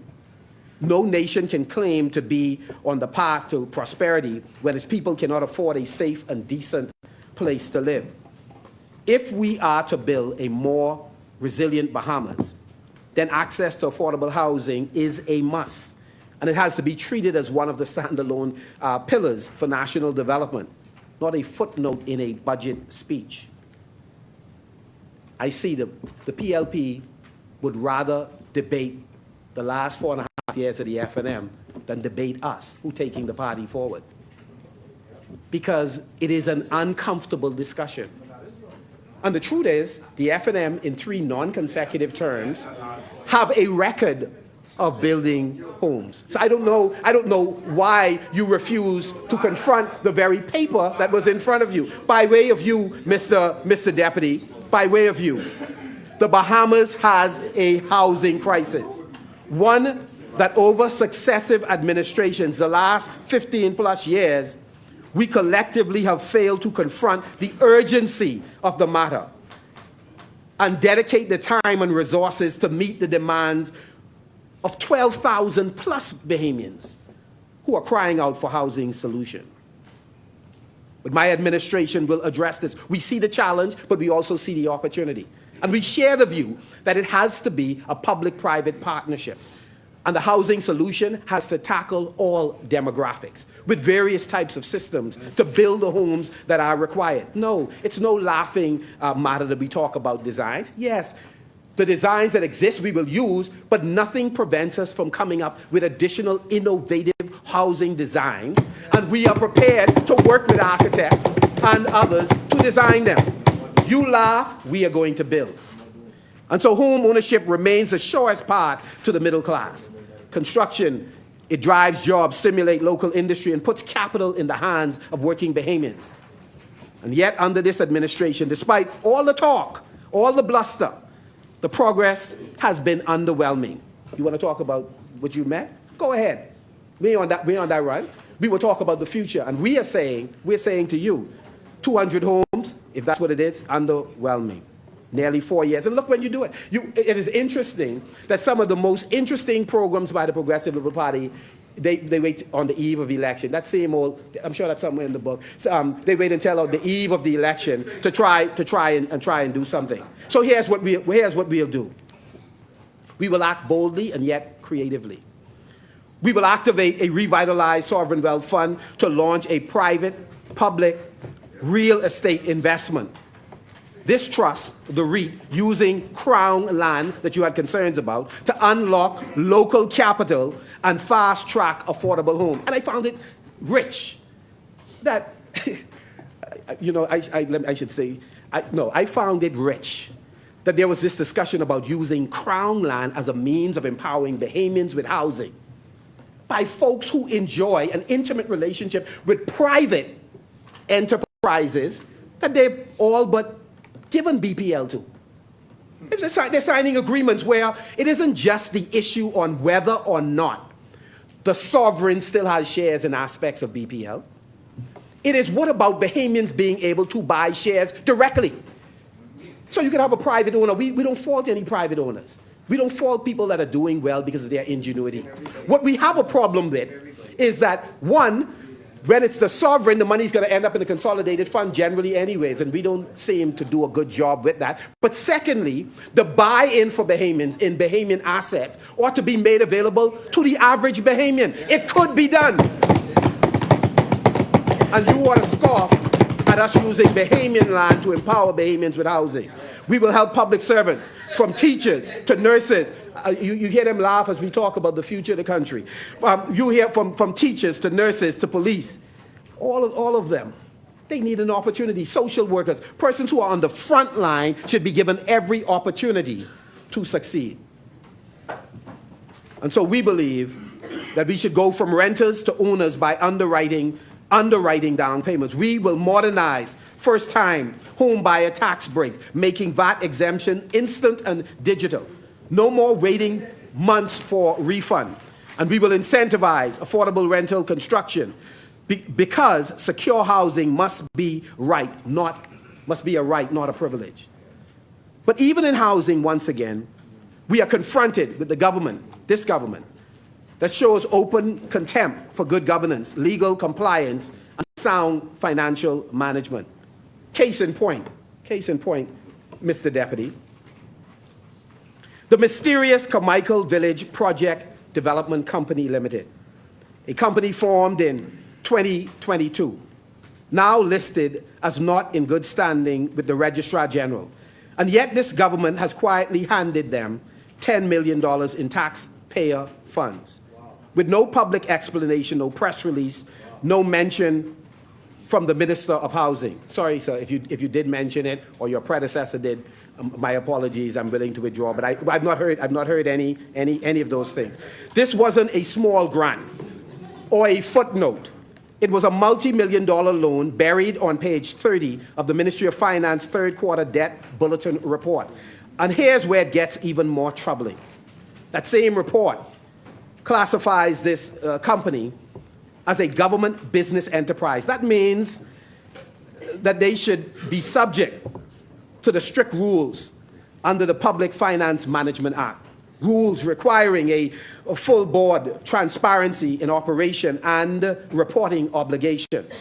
Yet none of that has been disclosed up to this point. Where is the board? What is the mandate of that board? What are the terms of the loan? Why has it been kept from the public? There's something about these $10 million. I can come to the one in tourism if I have time. And the biggest question of all, why does the government need a shell company to do what the Ministry and Department of Housing are already mandated to do? And if the facts demonstrate that this is not a wholly owned government entity, but a private company, then there are more serious questions that would have to be answered around the beneficial owners of the company, and why taxpayers' money have been lent out this way. You know, the government has done that in so many. It is important to note, too, that the Prime Minister cannot now swoop in and try to suggest that he's unaware. The Public Debt Management Act is clear. Only the Minister of Finance, the member for Cat Island, St. Salvador, and Rum Key, has the authority to lend government money to any entity. So the public will be keen to find out his explanation. The government must now come clean and tell the whole story about its relationship with the Carmichael Village Project Development Company Limited and all the players involved. On this one, we cannot afford to wait and see. The PLP talks about a new day, promises while Bahamians are priced out or boxed in. But we will deliver a real plan for ownership, economic dignity, and stronger communities.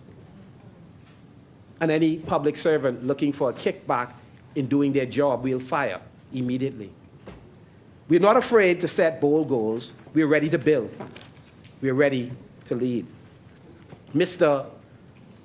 Deputy, a dynamic, inclusive economy cannot exist without modern, accessible, and competitive banking.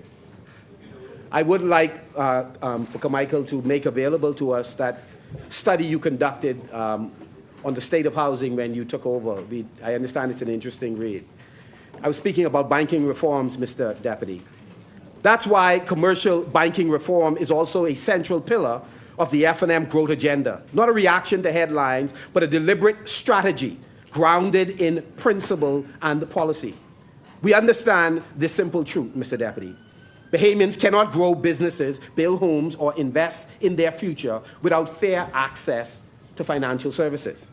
From conducting a basic transaction to securing productive loans, financial inclusion is not a luxury. It's a national necessity. But right now, too many Bahamians, especially in our family islands, are effectively locked out of the system. We are not calling for government micromanagement. We respect banks, and we know that they must be profitable. But global best practices shows us that financial inclusion and profitability are not mutually exclusive. We can demand better services, broader access, and a competitive environment that benefits everyone. And so, under my administration, we will work with the financial services sector to bring bank branches to our major family island. We will do it, whether directly or through an agency agreement. These will be supported by appropriate tax incentives for not profitable locations. We will further empower the regulator to evaluate bank fees, ensuring they are fair, transparent, and appropriate for our economy. We will review the legal framework for mortgages and foreclosures, ensuring that Bahamians can access real estate financing without being crushed by predatory processes. Nothing is, or few things, are as painful as working with a constituent trying to get them help as they try to save their house when they are underwater. Yes. It's a painful experience. Yes. And we should be working overtime in a bipartisan way to save the largest investment of so many of our families. We will open the door to new Bahamian-owned banks by reviewing the qualification criteria and clearing unnecessary roadblocks for well-qualified applicants. We could do better. And we will move forward with further divestments of the government's equity interest in the Bank of the Bahamas, with priority to employees and small-scale investors, not the usual folks. We are concerned about those who can only afford modest shareholdings. But they deserve to have a stake in what we own. Just like many of the PLP's policies, the current system serves the few, but not you. Our vision is to build a financial sector that serves the many, that's fair and modern and fully accessible. Because without access, there is no equity. And without equity, there is no true growth. The PLP has been guilty of so many unmet promises, and so in their fourth year, they are scrambling. You see them all over the place. Breaking ground, breaking, the bottom line is, the other thing, that they are busy trying to give the impression that they're accomplishing some things. Cutting down bush. Yeah, they're cutting down plenty bush. Only for it to grow back up after 3-4 weeks of rain, because, a lot of that is pure optics. Remember, this is administration which promised the country over a dozen new airports.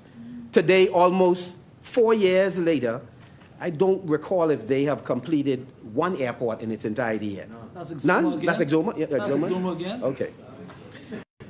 They promised and announced reconstruction of the Grand Bahama Airport. I think the Prime Minister took Exuma off the airport in Grand Bahama too. I don't know why he's treating our generation like that, man.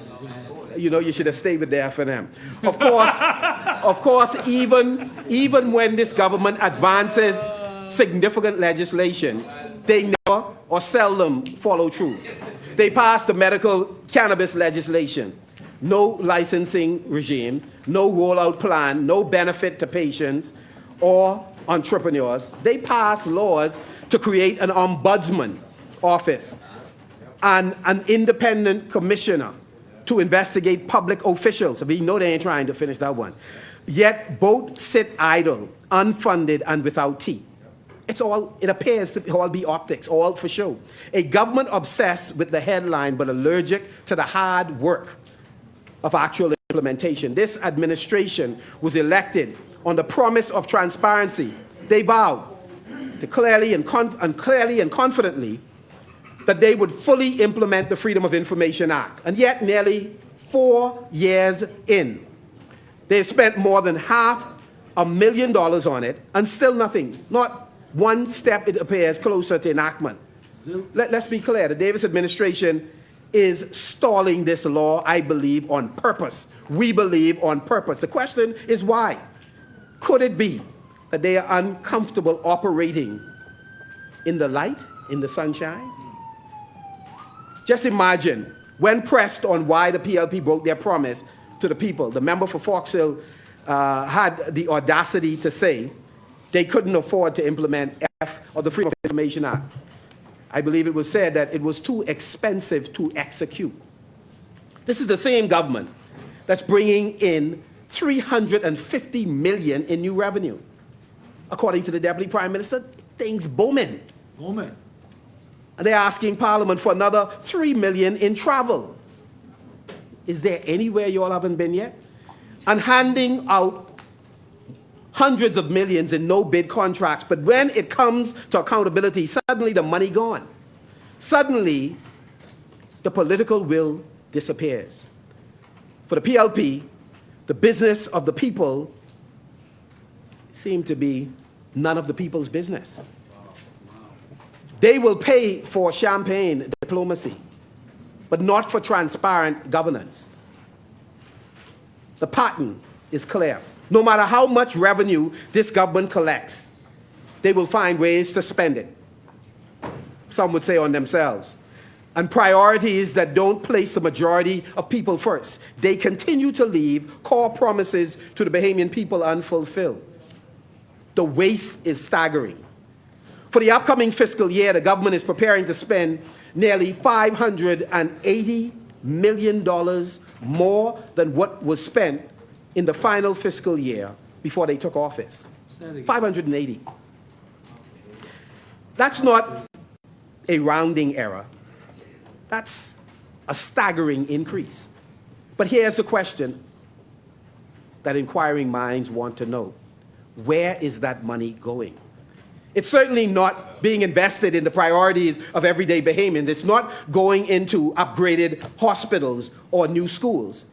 It's not fueling programs to train our young people, empower our entrepreneurs, or uplift the most vulnerable through expanded social support. No, this government spending spree is not building a stronger, more equitable Bahamas. It's building a system of privilege for the well-connected.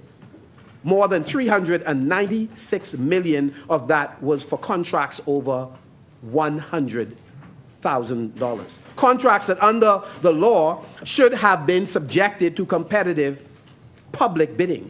But instead, those opportunities were quickly handed over to a select group.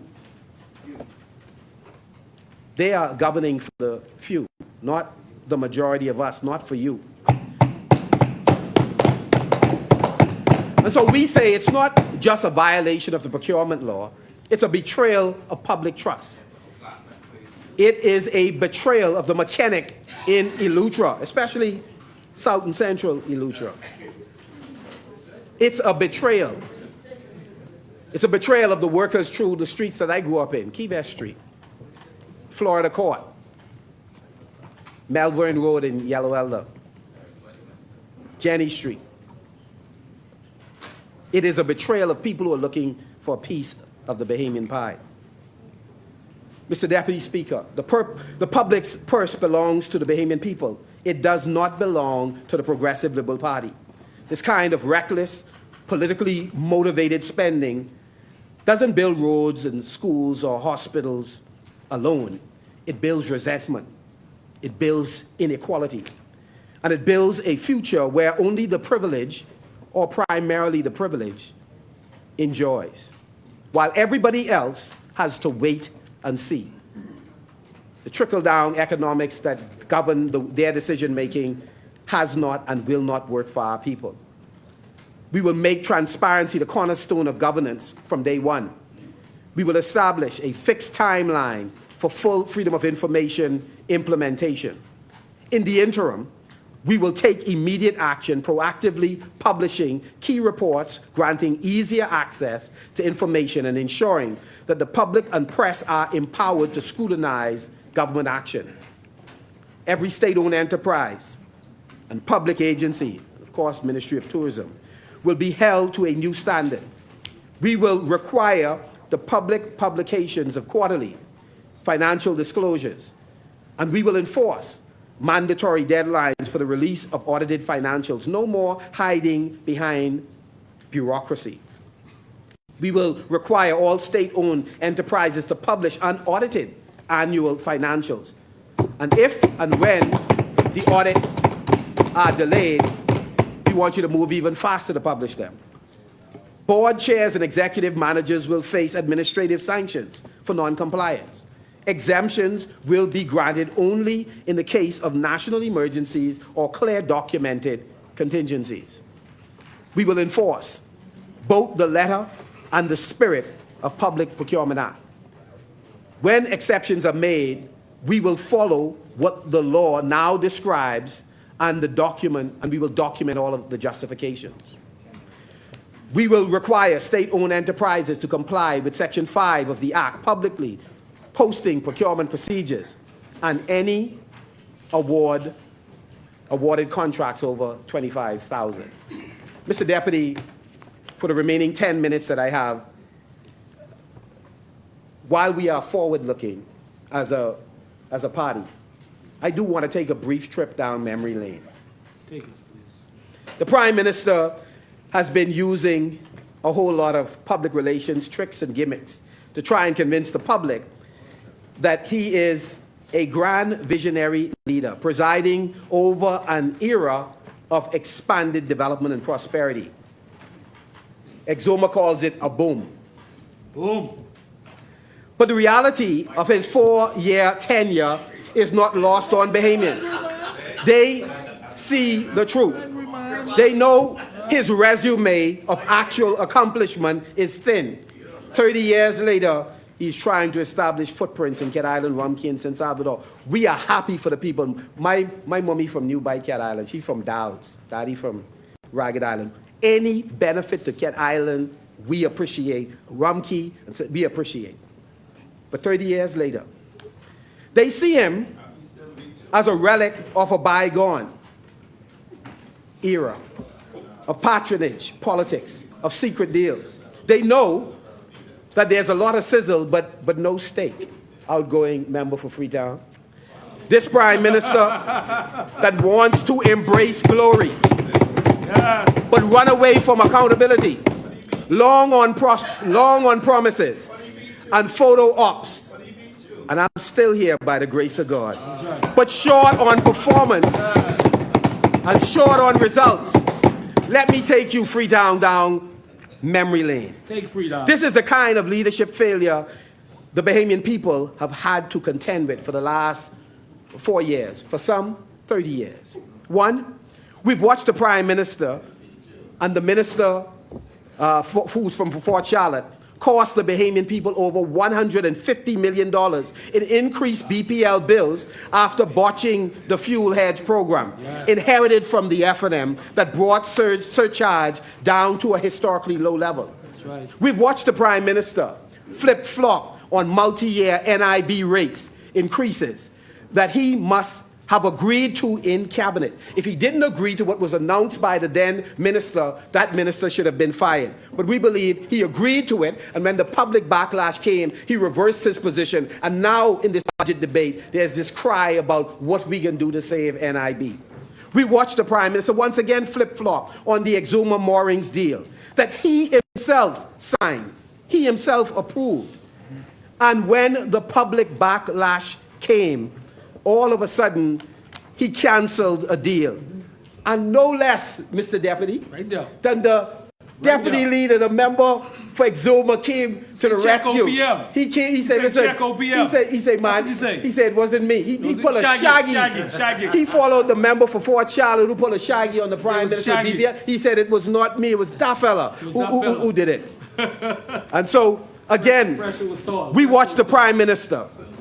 We watch him refuse to inform the public of the results of the investigation he promised on the same moorings deal. And we understand that most of the material has not left Exuma yet. We need you to step up, Exuma and Ragged Island. Speak for your people. Speak for your people. Speak. These brazen conflict of interest, where persons in the office of the Prime Minister are a part of receiving a generational deal. We go down memory lane. We watch the Prime Minister refuse to investigate the documented complaints from the then head of immigration against their former minister. And even after Minister Bell directly, in our view, interfered in an active immigration operation against undocumented Asian workers at British colonial property, again, the Prime Minister refused to take any action. And this is what they tout as strong leadership. No, sir. Ministers obstructing the functions of uniformed officers doesn't seem to be an issue for him. We've watched the Prime Minister refusing to report on an investigation supposedly commenced into a litany of irregularities reported at the Department of Immigration. The question is why? How is it possible we could have all these immigration consultants, guys who could get permits before they got workers? I mean, it's incredible. It's either we are out to lunch, it's either members of this government are out to lunch, or there's another kind of relationship that is unsavory. It does not make sense to us. We have watched the Prime Minister flip-flop under the Gestapo tactics by agencies of the government going into businesses armed. Some of these businesses, you could easily check them online to determine if they are compliant or not. Intimidating folks to show what? And then he backpedaled when the pressure got tall. Flip-flopping. That's one of his characteristics. We have watched the Prime Minister flip-flop on the massive boat fee hikes, as him and his Ministry of Finance did not approve them in the first place. We've watched the Prime Minister fail to give a full accounting of the monies that he promised to return that were inappropriately advanced from the Treasury when they took a private political trip to Bermuda. We are still waiting, but the PLP believes that they are above the law. It's one rule for you and a different rule for everybody else. Serial lawbreakers. We have watched the Prime Minister allow the Minister of Housing, the former Minister of Housing, to take a $20 million loan directly, according to their reports, and provide zero accounting for how that money has been spent. Only the Prime Minister, not even a corporate soul in housing, have the ability to commit the Bahamian people to a loan. But no consequences. Some can move. And the deal I mentioned earlier with the $10 million, it's my understanding there may be some kind of relationship, but it would be wonderful if you could clarify. We watched the Prime Minister allow his Minister of Transport to violate the law and refuse to publish in the Gazette the details of the new taxi plates issued. We watched the Prime Minister allow a company to set up at the airport air freight terminal and levy, in effect, a new tax on the Bahamian people. They love taxes now. We've watched the Prime Minister hand out hundreds of dollars in critical BPL electricity infrastructure. I should really say hundreds of millions to companies, in our view, that should have gone through competitive bidding and where Bahamians should have been able to buy in to those contracts. Mr. Deputy, if I just have a couple, I'm at closing, so if I can just wrap up. Thank you. Bahamians, let me just say as I close, Bahamians know what this budget is really about. It is a political instrument. It's not a national blueprint. One of the things we commit to making sure that our plan of action, our manifesto, is a subset. It is a portion of the National Development Plan, where thousands of Bahamians, they have envisioned what their country should be like, and every party should be working to fulfill that. And so we are not going to promote stale recycle ideas, and nor are we going to keep ministers who are serial lawbreakers. If the Prime Minister wants to convince us that he is shaking the tree, he would have made some changes. We know he moved ministers from place to place, but he has not fired them. The Free National Movement is not in the business of wishful thinking. We are here to lead, to govern, to offer the Bahamian people a bold and credible alternative, rooted in values, vision, and verifiable results. We do not offer fairy tales. We offer focus, discipline, compassion, and a belief that the greatness of this country lies not in the grandeur of government, but in the strength of its people. We will lead this country differently. And we will lead again with courage, competence, and a commitment to all Bahamians. We don't want to just be better than you. We will be better than our previous selves. Let me tell you what's remarkable. The resilience of our people, despite the failures of this government. That's what's remarkable. That is what's keeping this country going. We take in this house far too much credit for what we should be crediting the Bahamian people. And so we offer vision that we want to promote opportunities and ownerships, island by island, but neighborhood by neighborhood. We want to make sure that there's accountability. We want to make sure that there's resilience in our people, and you can't just talk it, you have to fund it. And so today, Mr. Deputy, across our islands, too many Bahamians are quietly shouldering burdens they did not create. They are working longer hours, but falling further behind. They are paying more, but getting less. They are seeing billions spent, but not seeing the progress in their own lives. And what do they hear from this government? Things are better, things are booming, the numbers are up, the spreadsheet looks good.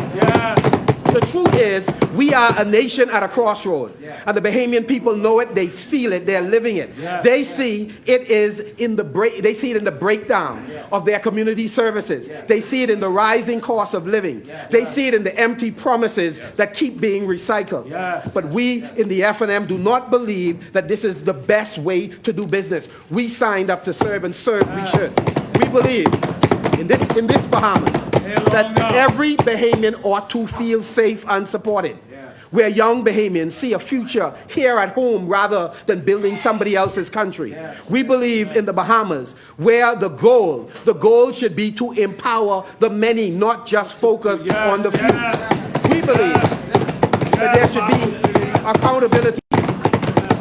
It is a principle we are committed to. And we believe that the Bahamas has to be built primarily by Bahamians, and when others come in, they must come in on our terms. This is our vision. We do not ask the Bahamian to wait and see. We invite them to build and believe together, to step into the next chapter without fear, but with purpose. A chapter where every family feels secure, where every Bahamian has a chance to succeed. Mr. Deputy, where government earns the trust, that is what we strive for. We wish to restore trust in government, and where we will rise together, where we will work together, where we will fight for the future of every single Bahamian. That is the country we love, and this is the country we are prepared to fight for. With those words, Marco City support.